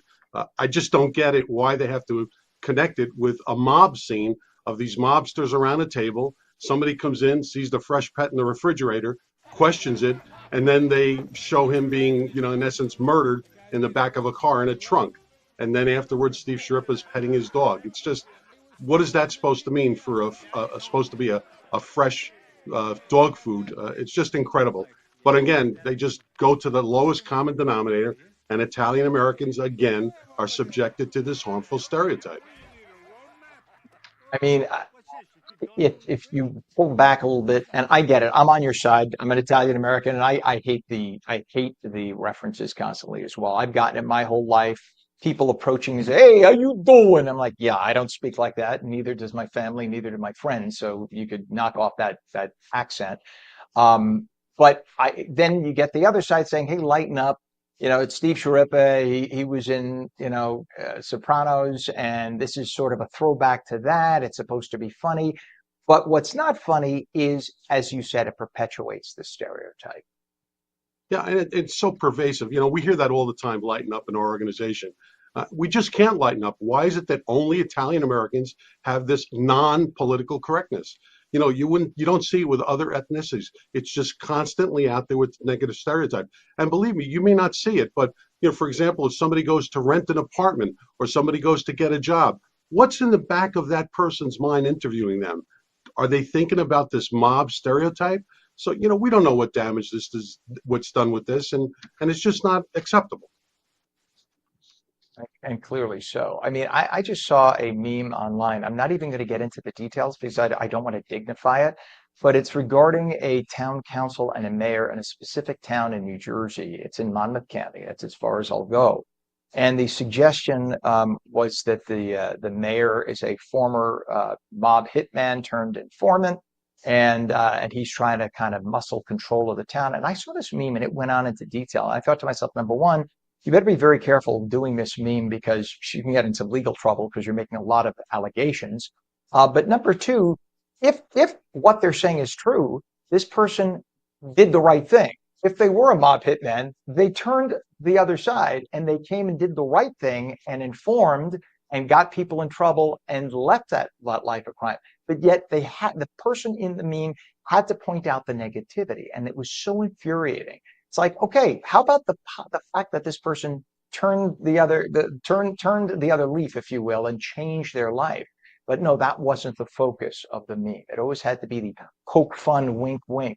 So I get it. And thankfully, we have you to do this and represent and defend Italian Americans. And let's turn to Saturday Night Live. You called out that show for what you see as a pattern of denigrating Italian Americans. And most recently, there was an episode hosted by Lady Gaga, who is, of course, Italian American herself, uh, including a skit your coalition found very offensive. What was it about the skit that hit a nerve? How do you reconcile that with Lady Gaga's involvement? And you know that her dad always loves his daughter, but her dad is much more on our side when it comes to protecting Italian Americans, and even politics and everything else. They kind of go their separate ways when it comes to that. Have you heard back from the show's producers, and what was the response? No, I've been trying to contact Lauren Green at his company Broadway Video, contacted NBC, not a single response. Of course, I wouldn't expect them to respond because it was such a blatant attack on Italian Americans. They were singing the song "Wonderful Tonight" in this skit with Lady Gaga and one of the cast members, and right in the middle of it, they said, "And we just don't realize Italians aren't white." And by the way, Ken, this is not the first time that Saturday Night Live went to this throwback to the late 1890s, because in a previous episode, Colin Jost during the Weekend Update was talking about Prime Minister Maloney and that she had some white supremacist ideas. And then he asked incredulously, what, we're now counting Italian Americans as white? So is this a new thing now at Saturday Night Live? Of course, they've done the mobster mafioso thing for years, but now they're going to go harken back to the bigoted times when Italian Americans were considered less than acceptable in this country. Come on, Saturday Night Live, cut it out. And by the way, what if we aren't 100% white? When did I don't want to get into politics out of respect for you and the organization, because I know your organization stays out of politics. This is me. So I'm sorry, Andre, I had to throw that in. But, you have SNL tends to be one side politically. Since when would it be a bad thing to be other than white? And why is it being brought up? You would never say to somebody who is a mixed race person that they're half black or half white. So why do they feel it necessary to say that? It's just so unbelievable. And we know that Lady Gaga's real name is Germanata. And, I've met her before. She's a lovely, lovely person. Her dad is a hardworking, talk about a hardworking, brilliant businessman. Here's a guy who's very proud of being Italian American. He's very proud of his family, his sister who died, named his restaurant in New York after his sister. And so I'm sure it must break his heart when he sees his daughter doing stuff like that on the big screen. But shame on SNL. But here's the thing. They have no ratings. So don't even worry about it. SNL, which used to draw 10 million viewers on a Saturday night, doesn't even draw 1 million anymore. Many nights they're drawing about 600,000 coast to coast, which is pittance. You could have more people in Central Park than you do nationwide watching SNL. So at least we have that going for us. But it's a shame that they feel that it's necessary to go down to that low level. On a more positive note, you recently led a successful effort to preserve Columbus Day on the Rockaway Township school calendar here in New Jersey. We had you on talking about that, a state, of course, with one of the highest percentages of Italian Americans in the whole country. I think we're the number 2 in percentages. This was the second time in a few years the Board of Education tried to remove Columbus Day. What did it take to win the fight? And why is keeping Columbus Day so significant to your mission? I should mention Connecticut has the highest percentage, followed by New Jersey. Why was it so important to you to make sure that Columbus Day stays on that calendar? Well, first off, as we know, Columbus Day is still a federal holiday. And when these schools try to change it, it's just upsetting. And of course, they try to change it to Indigenous Peoples Day. We got nothing against Indigenous people, but give them their own day. Don't take away Columbus Day. And this is the second time we had to do this at Rockaway. The last time, a couple of years ago, they tried it. We preserved Columbus Day. And now again this year, it came up where they were going to change the school calendar for next year. But we had a whole contingent go down to the board meeting. I was there myself. And I think one of the things that really changed it was, we formed an alliance with the Native American Guardians Association. And Smart. they're there to preserve their culture with names like the Redskins and so forth. They're opposed to that cancel culture. And we've now aligned with them. And I presented a letter to the Rockaway School Board from the president of NAGA, Native American Guardian Association, where they want to preserve Columbus Day. So I think that had an effect. And thereabouts, when the board voted, it was unanimous to preserve Columbus Day on the calendar. So that was a win in this war. Andre, that is so brilliant. It is cutting them off at the pass. Because what do they say to that? This is just, there was a meme, talking about a meme again. Online, I just saw of a guy who was Latino on a subway. Again, I don't want to get into politics. I'm not asking you to. This kid was wearing a MAGA hat on a subway. He was just minding his business. He didn't say a word.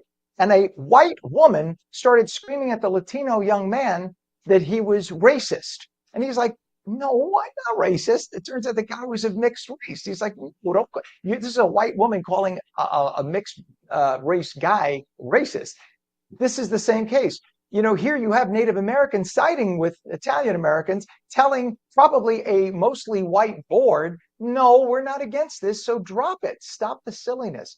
So that was the smartest move because they don't have an argument then. This is like guilt-ridden uber whites who don't know what to do with themselves, so they love to pick a fight.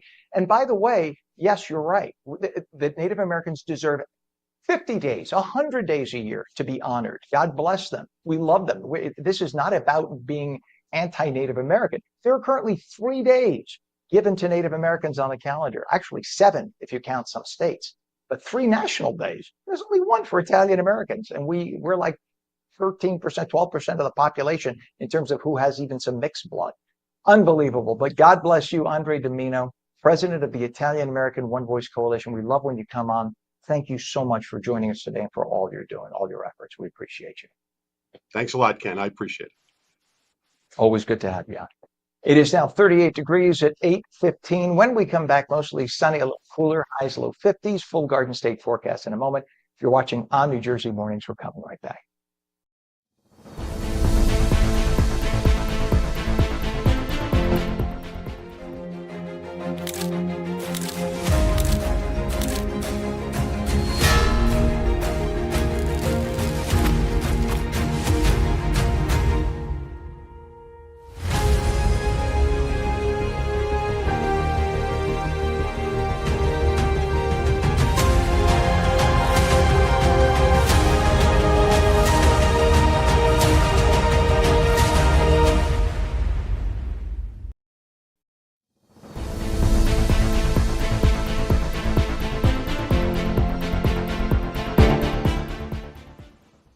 Welcome back to On New Jersey Mornings for your Wednesday. It is 8:16, mostly sunny, a little cooler, highs low 50s. Stray shower in northern New Jersey possible, but then something really nice, something by the weekend. Meteorologist Mike Favetta has your Garden State forecast. Good morning to you, Mike.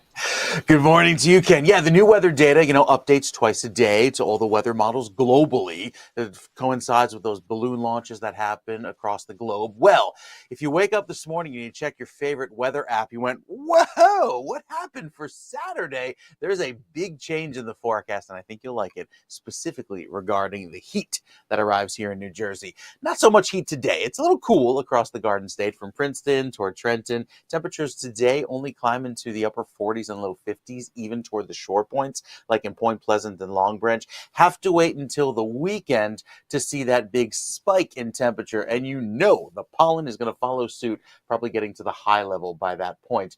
You can already hear it in my congestion with the tree pollen level already at the moderate stage. Well, with the forecast keeping us dry for most of the day, there is that chance of a little spritz or sprinkle up in northern New Jersey. We'll call it a sun shower, as these temperatures will stay cool today thanks to these gusty breezes and the forecast winds up to about 28, 30 miles per hour there down toward LBI, maybe upwards of 20 miles per hour inland sections of the state. Throughout the day tomorrow, a little bit of a westerly breeze, not as gusty, but still providing more of that dry, clear air. And then by Friday morning, the wind switches direction, and this is in response to the front pushing in a southwesterly wind, helping our temperatures climb so warm that it may surprise you, especially by the end of the weekend. UV index today, nice and moderate at a 5, which is just one tick away from high. We'll take it, bringing back a pleasant feel. And with that sunshine throughout this afternoon, you can already see a few of these showers starting to work their way in through western portions portions of the state. I think that'll be the case with some of these spotty showers that linger into the afternoon. So by 2 o'clock today, you see the radar here dotting the map with a few of these isolated showers and sprinkles. They will continue until about sunset because they're fueled by the sun with today's unstable atmosphere. Throughout tomorrow, we start off dry and stay clear until tomorrow night, another quick passing sprinkle. Well, the warm front that comes in is all of this cloud cover that takes over New Jersey and brings back a very warm feel for early Saturday morning. So we begin the day on Saturday in the upper 40s and low 50s, climb into the 70s quickly with that sunshine through 11 a.m. And look what happens by 3 o'clock.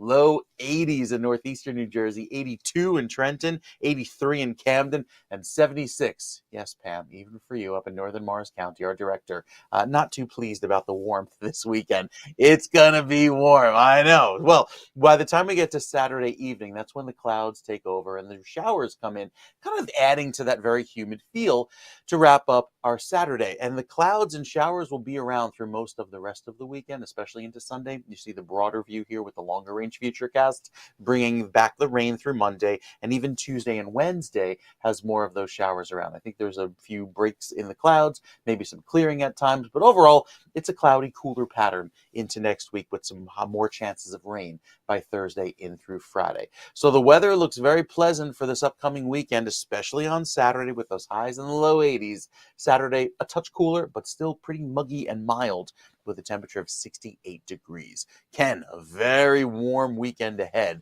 So if you maybe were wondering, is it time to put the air conditioner in the window? You might want to do that for Saturday. I'm wearing shorts right now, just so that you know. Of course, I'm in Fort Lauderdale, but I'll be back in New Jersey in 24 hours from now. But I am going to wear shorts on the plane. People are going to say, but Ken, it's only 40 here right now. Anyway, just looking forward to it. Thank you, Mike. What do you think? I think it's good. I was wearing shorts and a t-shirt yesterday. Big mistake because those winds made it feel so chilly, especially with the sea breeze because I was along the coast. So that wind coming off of the 46-degree Atlantic, freezing.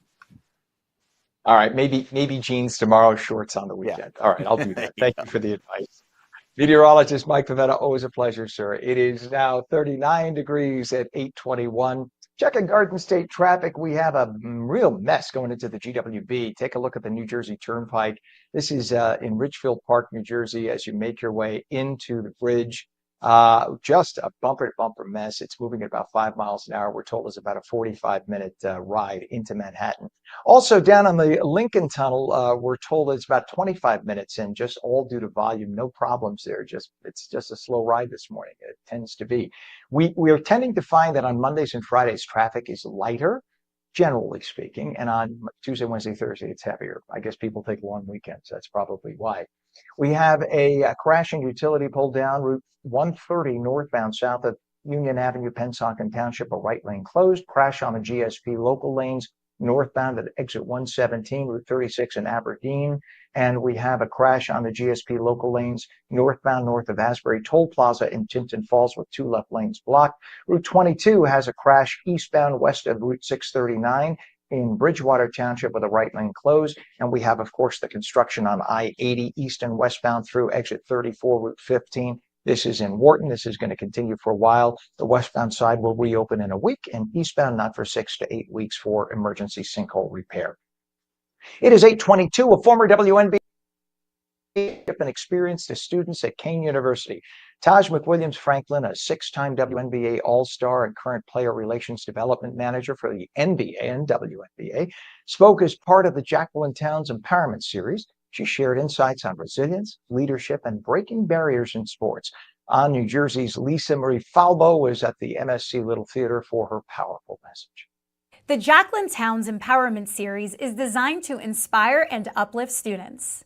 Today, Kane University welcomed Taj McWilliams Franklin, who took the stage to discuss her journey from the WNBA to her current role in player development. The series here at Kane is just an amazing series, so I'm really honored that they asked me to speak here. I'm honored to be part of this celebration with the athletes, but also more than that, to impart the wisdom and the understanding and the knowledge that I have for the Cane athletes. With a career spanning decades in professional basketball and leadership, McWilliams Franklin is not only reflecting on her experiences, but also connecting with students about their own paths to success. Any advice for someone that wants to work in the sports industry?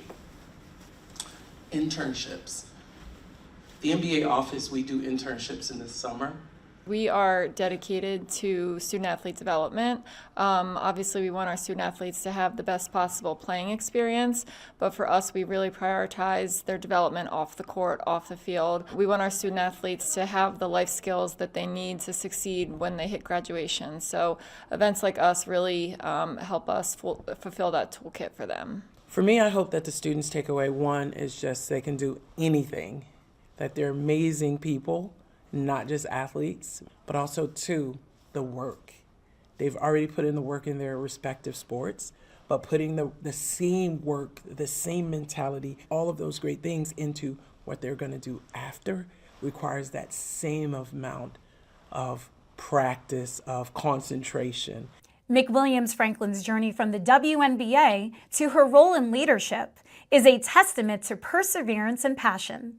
Her words today left a lasting impression on students, reinforcing the spirit of empowerment that the Jacqueline Towns series aims to promote. Reporting from Kean University in Union, I'm Lisa Marie Falbo on New Jersey. Thank you so much to Lisa for that. It is 8:25. As part of Jersey Mike's Month of Giving campaign, money spent at the Jersey Mike's sub shops today will be donated to Make-A-Wish New Jersey, because today, March 26th, is Jersey Mike's Day of Giving, with 100% of all sales, not just the profits, all sales taken in, go to charity. Every penny they earn, it'll be given to their charity. So each state has its own charity. In New Jersey, it's Make-A-Wish New Jersey. The donation is in addition to efforts by the restaurant throughout the month to raise money by giving customers the option of rounding up their total when they place an order. Nationwide, the Day of Giving is Jersey Mike's busiest day of the year. Now, a couple of weeks ago, we spoke with a New Jersey Mike's New Jersey franchisee and a representative from Make-A-Wish New Jersey about this special day. You know, the fan club of Make-A-Wish, the fan club of Jersey Mike's, who are both so locked together. Wherever there's a Jersey Mike's franchise, we know that there's a Wish family whose wish has been granted or one that's forthcoming is right there within a mile radius of Jersey Mike's. And so we call them, all of them, to come out throughout the month, but particularly on the 26th, and hit those Jersey Mike's stores like they have before. What does it mean to us, Ken? It puts the gas in our engine. In the 6 prior years that we've been the recipient of these funds. And let me tell you, Ken, I've been in the nonprofit space for over 30 years. I've been privileged here to be at Make-A-Wish and representing the mission for 23 years. There are a number of corporate sponsorships and businesses that assist us, of what we're grateful for. But more times than not, when it's a program like this, it's a percentage of the proceeds raised that day. And we're grateful for that. What makes Jersey Mike's so unique, in addition to the delicious food products, is that they give 100% of the register that day. And the franchisees, these are small business owners, and they turn over their register that day entirely to us. And then can we convert that into wishes? You know, it's our Super Bowl, right? And obviously, every year it turns into our busiest day of the year.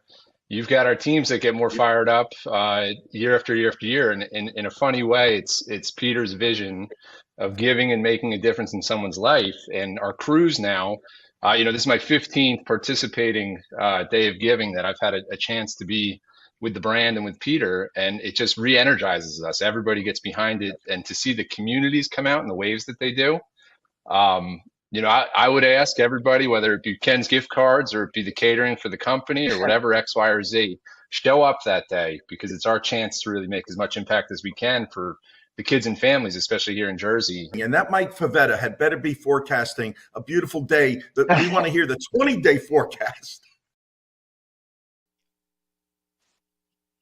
See, your wish is Mike's command. So, Mike giving you sunshine, low 50s for the state of New Jersey today. Maybe a rogue shower quickly passing. No big deal in the north, but that is courtesy of meteorologist Mike Favetta. The chain is hoping to beat the 2024 national total of $25 million for local charities. So go out there and buy Jersey Mikes like me. I'm going to get my famous, I love the chicken cheesesteak with extra cheese. Just my desire, the footlong. 828, it's back. The famed Atlantic City Aquarium reopened this week after a 5-year building renovation. The aquarium is located at the historic Garters Basin and showcases all sorts of species of sea life, including a big old loggerhead sea turtle. Officials say 6 hands-on touch tanks will open by early summer. And believe it or not, it was 3 months ago today, the first sinkhole formed on I-80 in Morris County. Now state lawmakers have introduced some new bills to help anybody impacted by the lengthy road closures. The legislation would give financial assistance to residents and businesses impacted by the emergency construction and I-80 detours. State Assemblywoman Audra Dunn and State Senator Anthony Bucco introduced the bill on Monday. It would create $1 million grant through the Economic Development Authority and would give small businesses and their employees some tax credits. This comes after the interstate closures delayed the start of schools for students, impacted many local businesses, and as we keep showing you every morning, is causing massive delays for most people, no matter what, because you have to get off and take local roadways. It is 39 degrees now at 8:29. When we come back, an opportunity for veterans to turn their ideas into businesses. Also, mostly sunny today, a little cooler, highs, low 50s, the full Garden State forecast when we return. And we'll take your calls at 888-658-0234. You're watching On New Jersey Mornings, and we are coming right back.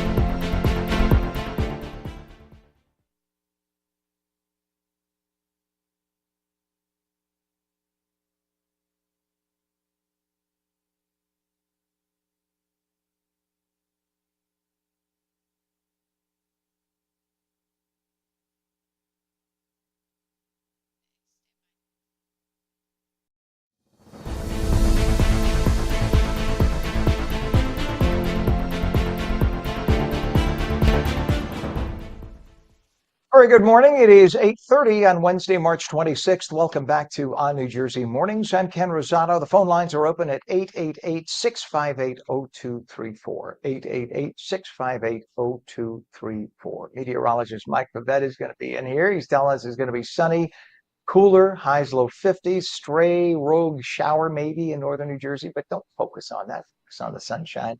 Then some big old warmth this weekend. And here is meteorologist Mike Favetta with a full Garden State forecast. Good morning, sir.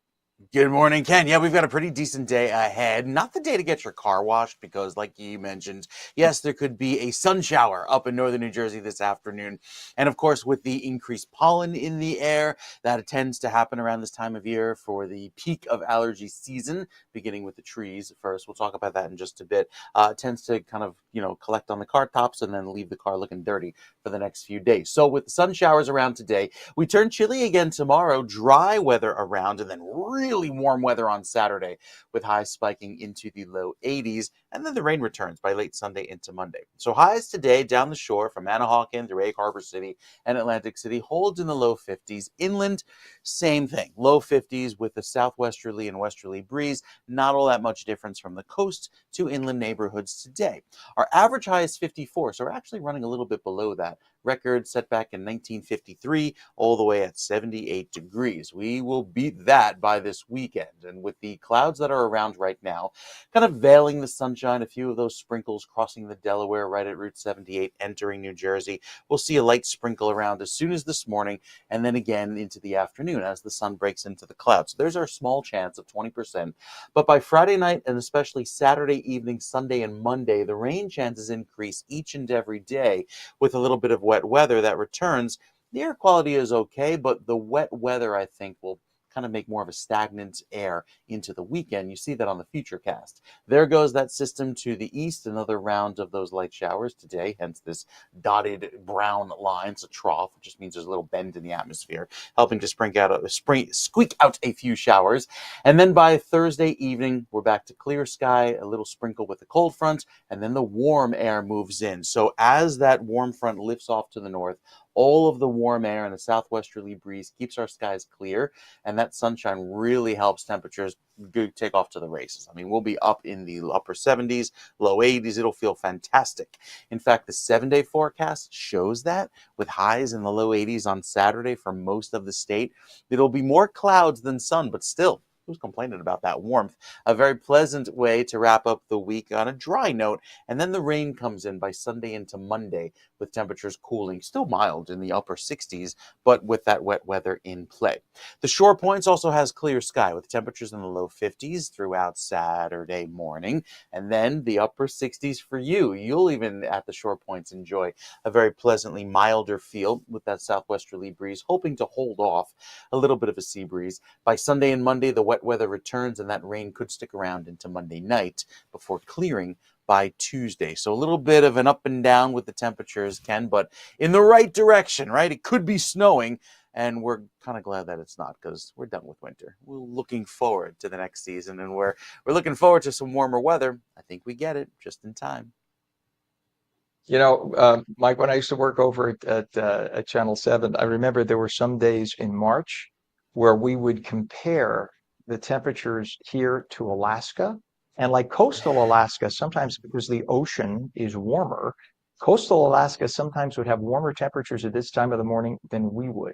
And I used to get a kick out of that. And there were also times when Florida would be cooler than New Jersey. So it all depends. You know, we always have stereotypes in our minds of, oh, Alaska's frigid, Florida is hot, and not always the case, right? Depends on how the winds are and the ocean currents and everything else. That. No, you're absolutely right. Oh, and I Cam, you cut okay. Mr. Mike off. No, the other thing, Mike, it's not Cam's fault. There's a little bit of extra delay this morning. Clearly, the computer has not had its caffeine, or the internet's just running a bit behind. But yeah, maybe it's here in Florida too. I mean, that could be it. I mean, you're 2,000 I miles do want to away. mention really fast while I have you on camera, Mike. I'm wearing kind of a mauvey shirt, and I have a purple pocket square, which is sort of off camera, but I want to make sure I mention today is National Epilepsy Awareness Day nationwide. So if you see people wearing purple, a shade of purple, that's their color. We wear that just to remind people. If you don't know what epilepsy is about, look it up, because it's too much to go into here. But you know, people with the strobing lights and all, they could sometimes pass out. It's a brain injury, a brain ailment, if you will. So look it up. But today, if you see people wearing purple, that's why. All right, meteorologist Mike Favetta, thank you, sir. We appreciate you and the slow internet. Always good to have you on. All right, so here we go. We have a little Garden State traffic to tell you about. Let's take a look at this one traffic cam, if we could, Pam. This is on the Garden State Parkway, mile marker 150.8 north of Essex Toll Plaza.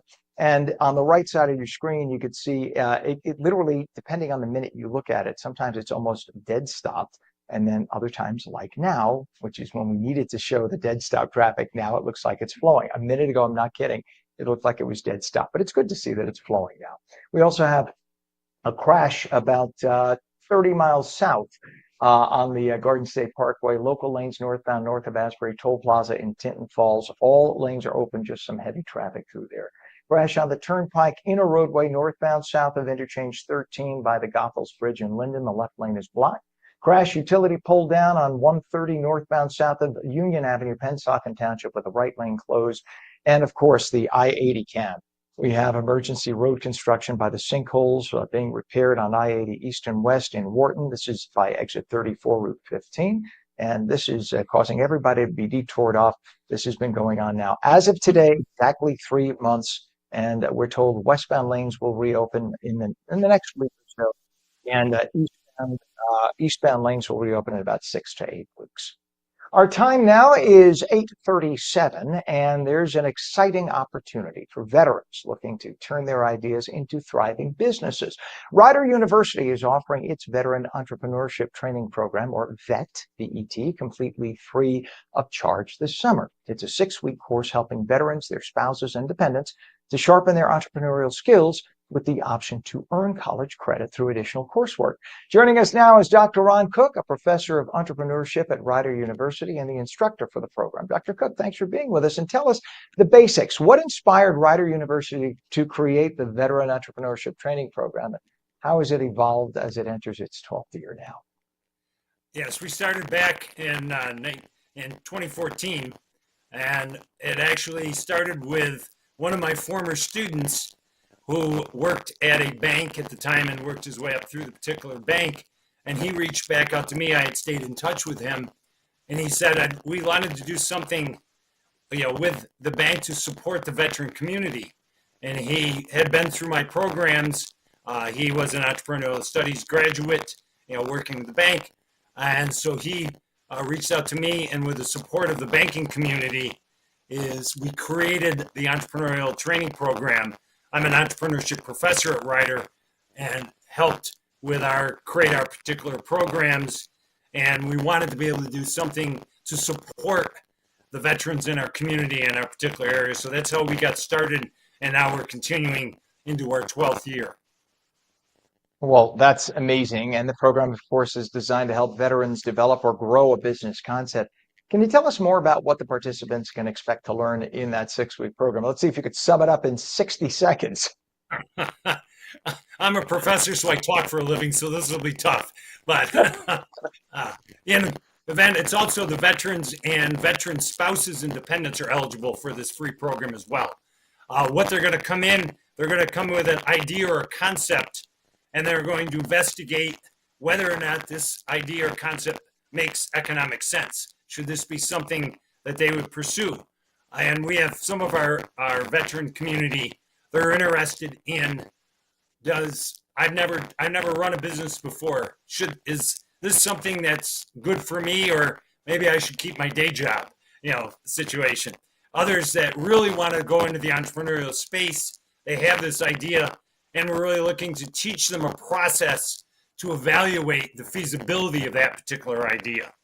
And some that have moved further along, they want to be able to get the background and the information necessary if they're interested in funding.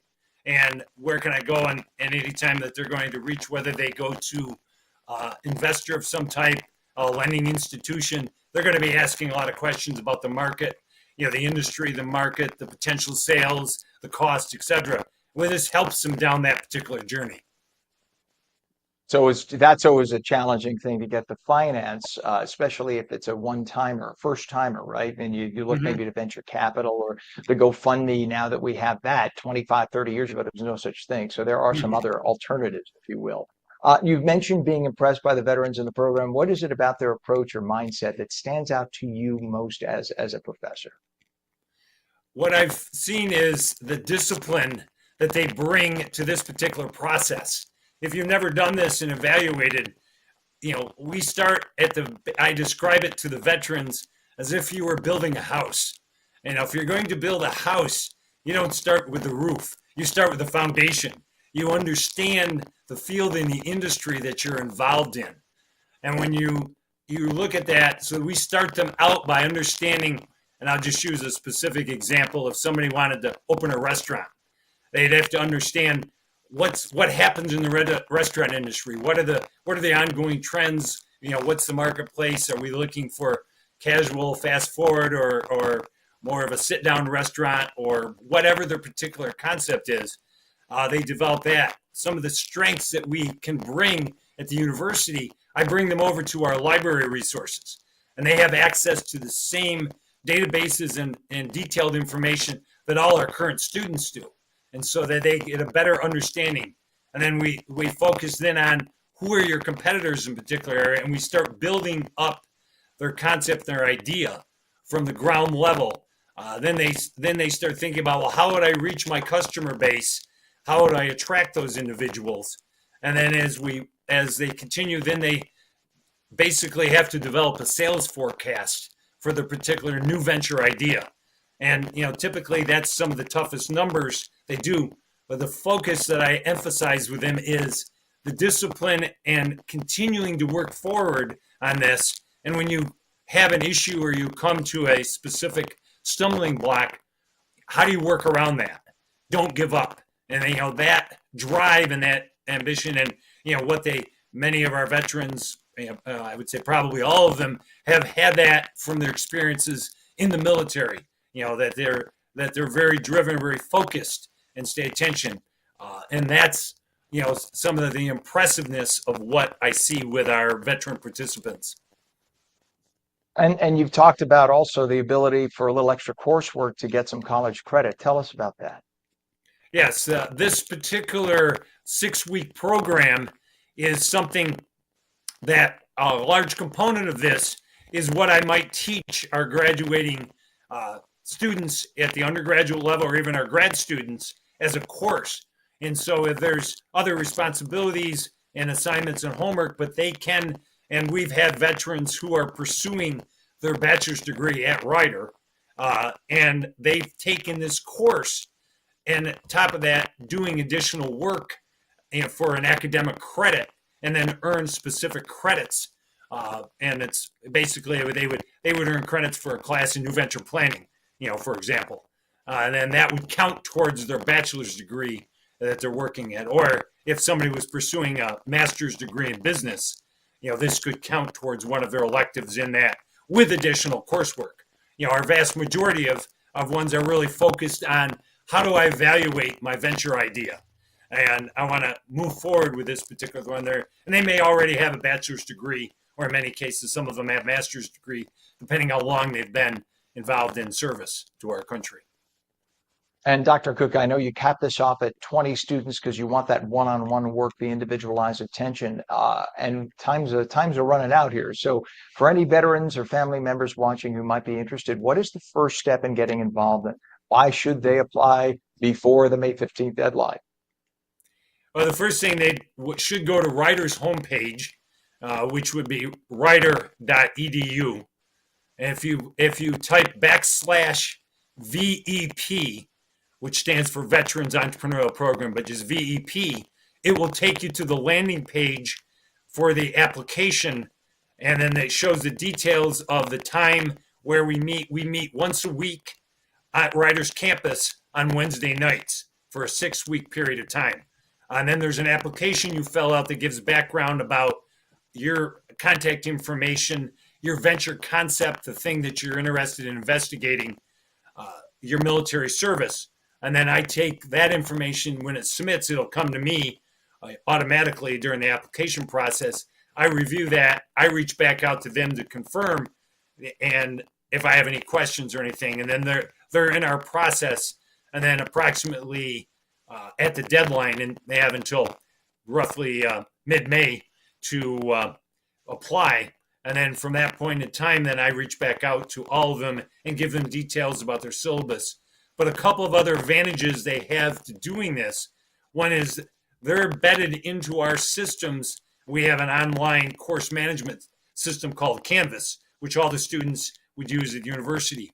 We have a program for the vets that they can get all access to all the materials that they would as if you were a student at Rider University. Through my entrepreneurship program, I also have advisory boards. And so my advisory boards are business executives who serve as an advice to the entrepreneurial studies area. They are going to serve as volunteer mentors to the vets. So you have an opportunity to talk to someone and get that kind of questions. Because if you've never done this before, it's always good to have somebody to reach out to and hold your hand. Yeah, and I say, and especially with the applications, yeah, it's like a minefield. They ask you questions, you're afraid to answer that one question wrong. What are they really looking for? Do they want me to answer this way or that way? It is so essential. Only because we're out of time, I had to cut you off there. But Dr. Ron Cook, professor of entrepreneurship at Rider University, it's an amazing, invaluable tool. What a great offering. People should definitely take advantage. And I'm so glad you're doing this for the vets. Thank you for joining us this morning. Thank you for inviting me, and I'm looking forward to hopefully getting a few more applications too as well. All right, take care. I'm sure you will, especially after this. Doctor, thank you, sir. Have a good day. It is now 39 degrees at 8:47. Beatles fans, do we have something for you? Also, it's going to be mostly sunny today, a little cooler, highs low 50. Full Garden State forecast when we return. You're watching On New Jersey Morning, stream daily on Roku, Fire TV, News on Samsung TV Plus, Apple TV, Facebook, and X. Now stream live on Rumble and Twitch. Just go to twitch.tv/OnNewJersey. Be right back.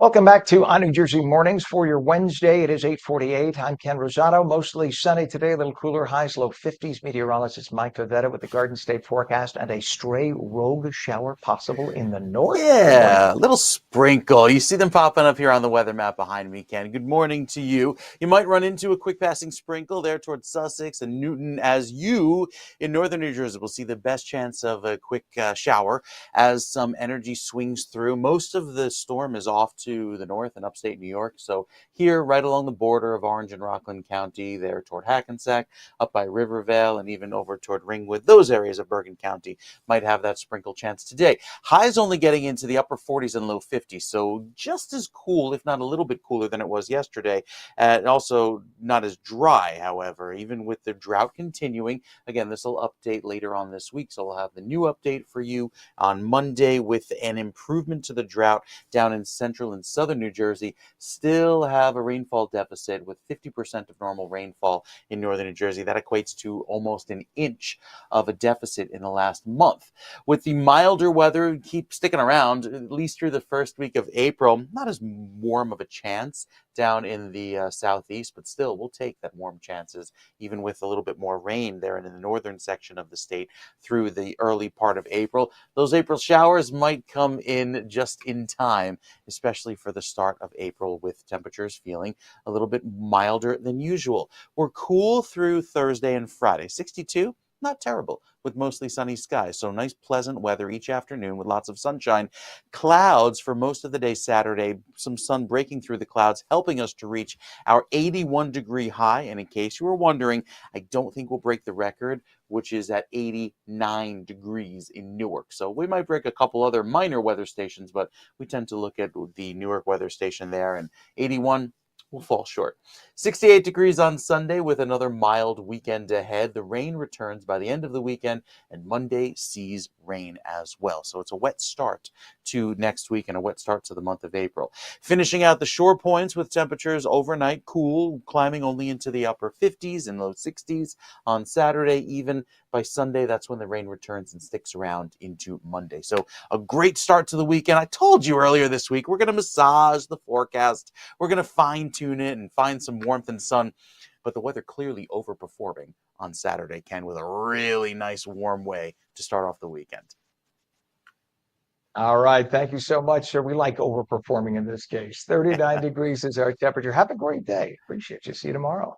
8:51 right now. The Fest for Beatles fans is back, bringing the magic of the Fab Four to Jersey City from March 28th to the 30th. The iconic celebration, now in its 51st year, promises these 3 days of live music, special guests, and Beatles-inspired fun. Check this out. Last night I said these words to my girl. I know you never even tried, girl.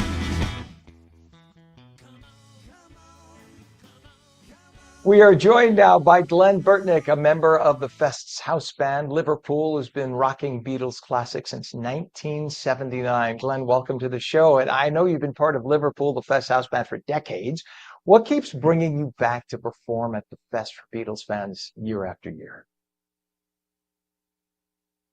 Celebration of the music of probably rock and roll's greatest band. And, I was raised loving the Beatles. It's the soundtrack to my life. I was in a show on Broadway called Beatlemania years ago. And so I'm a left-handed bassist, so that kind of helps, in the McCartney-ish kind of situation that I find myself in at the Fest for Beatles fans, which is it's a great celebration. People come every year. We get to know each other, fans of the hits, fans of the deep tracks, and fans of, the 60s and all it represented. And of course, this year's lineup is packed with legends like Jim McCarty from the Yardbirds and Colin Hanton from the Quarrymen. What's it like sharing the stage with icons or legends who've had such a direct connection to the Beatles' history? It's an honor, is what it is. Playing with, I've played with Colin Hanton before and the rest of the Quarrymen, John Lennon's very first band.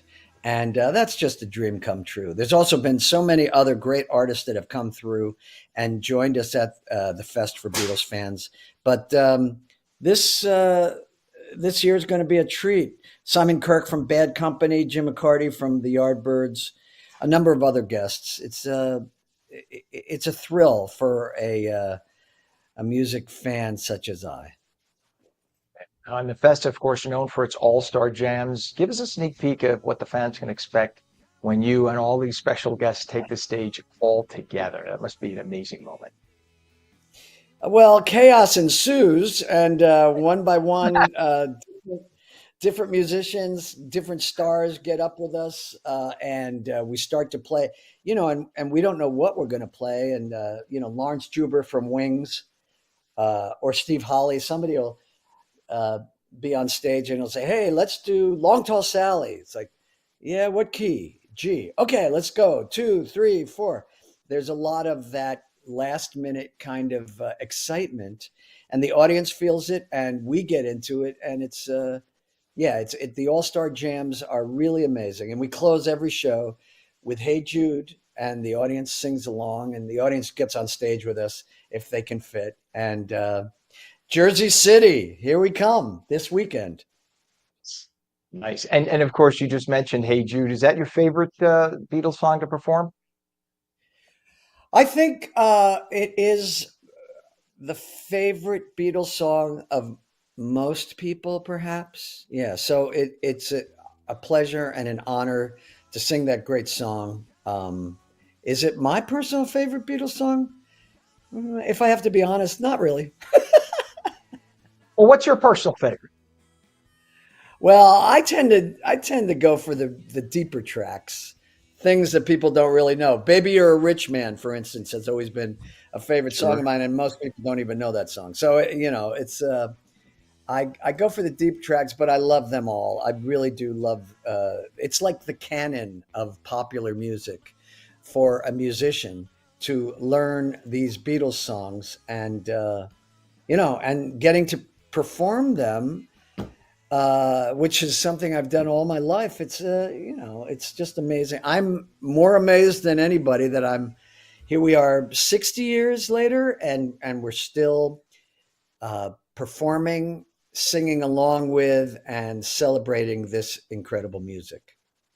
And Glenn, you know what? I was a disc jockey most of my career. So as a disc jockey that played a lot of Beatles music over the years, "Hey Jude" had a special place in my heart. You could probably figure out why, because it was almost 8 minutes long.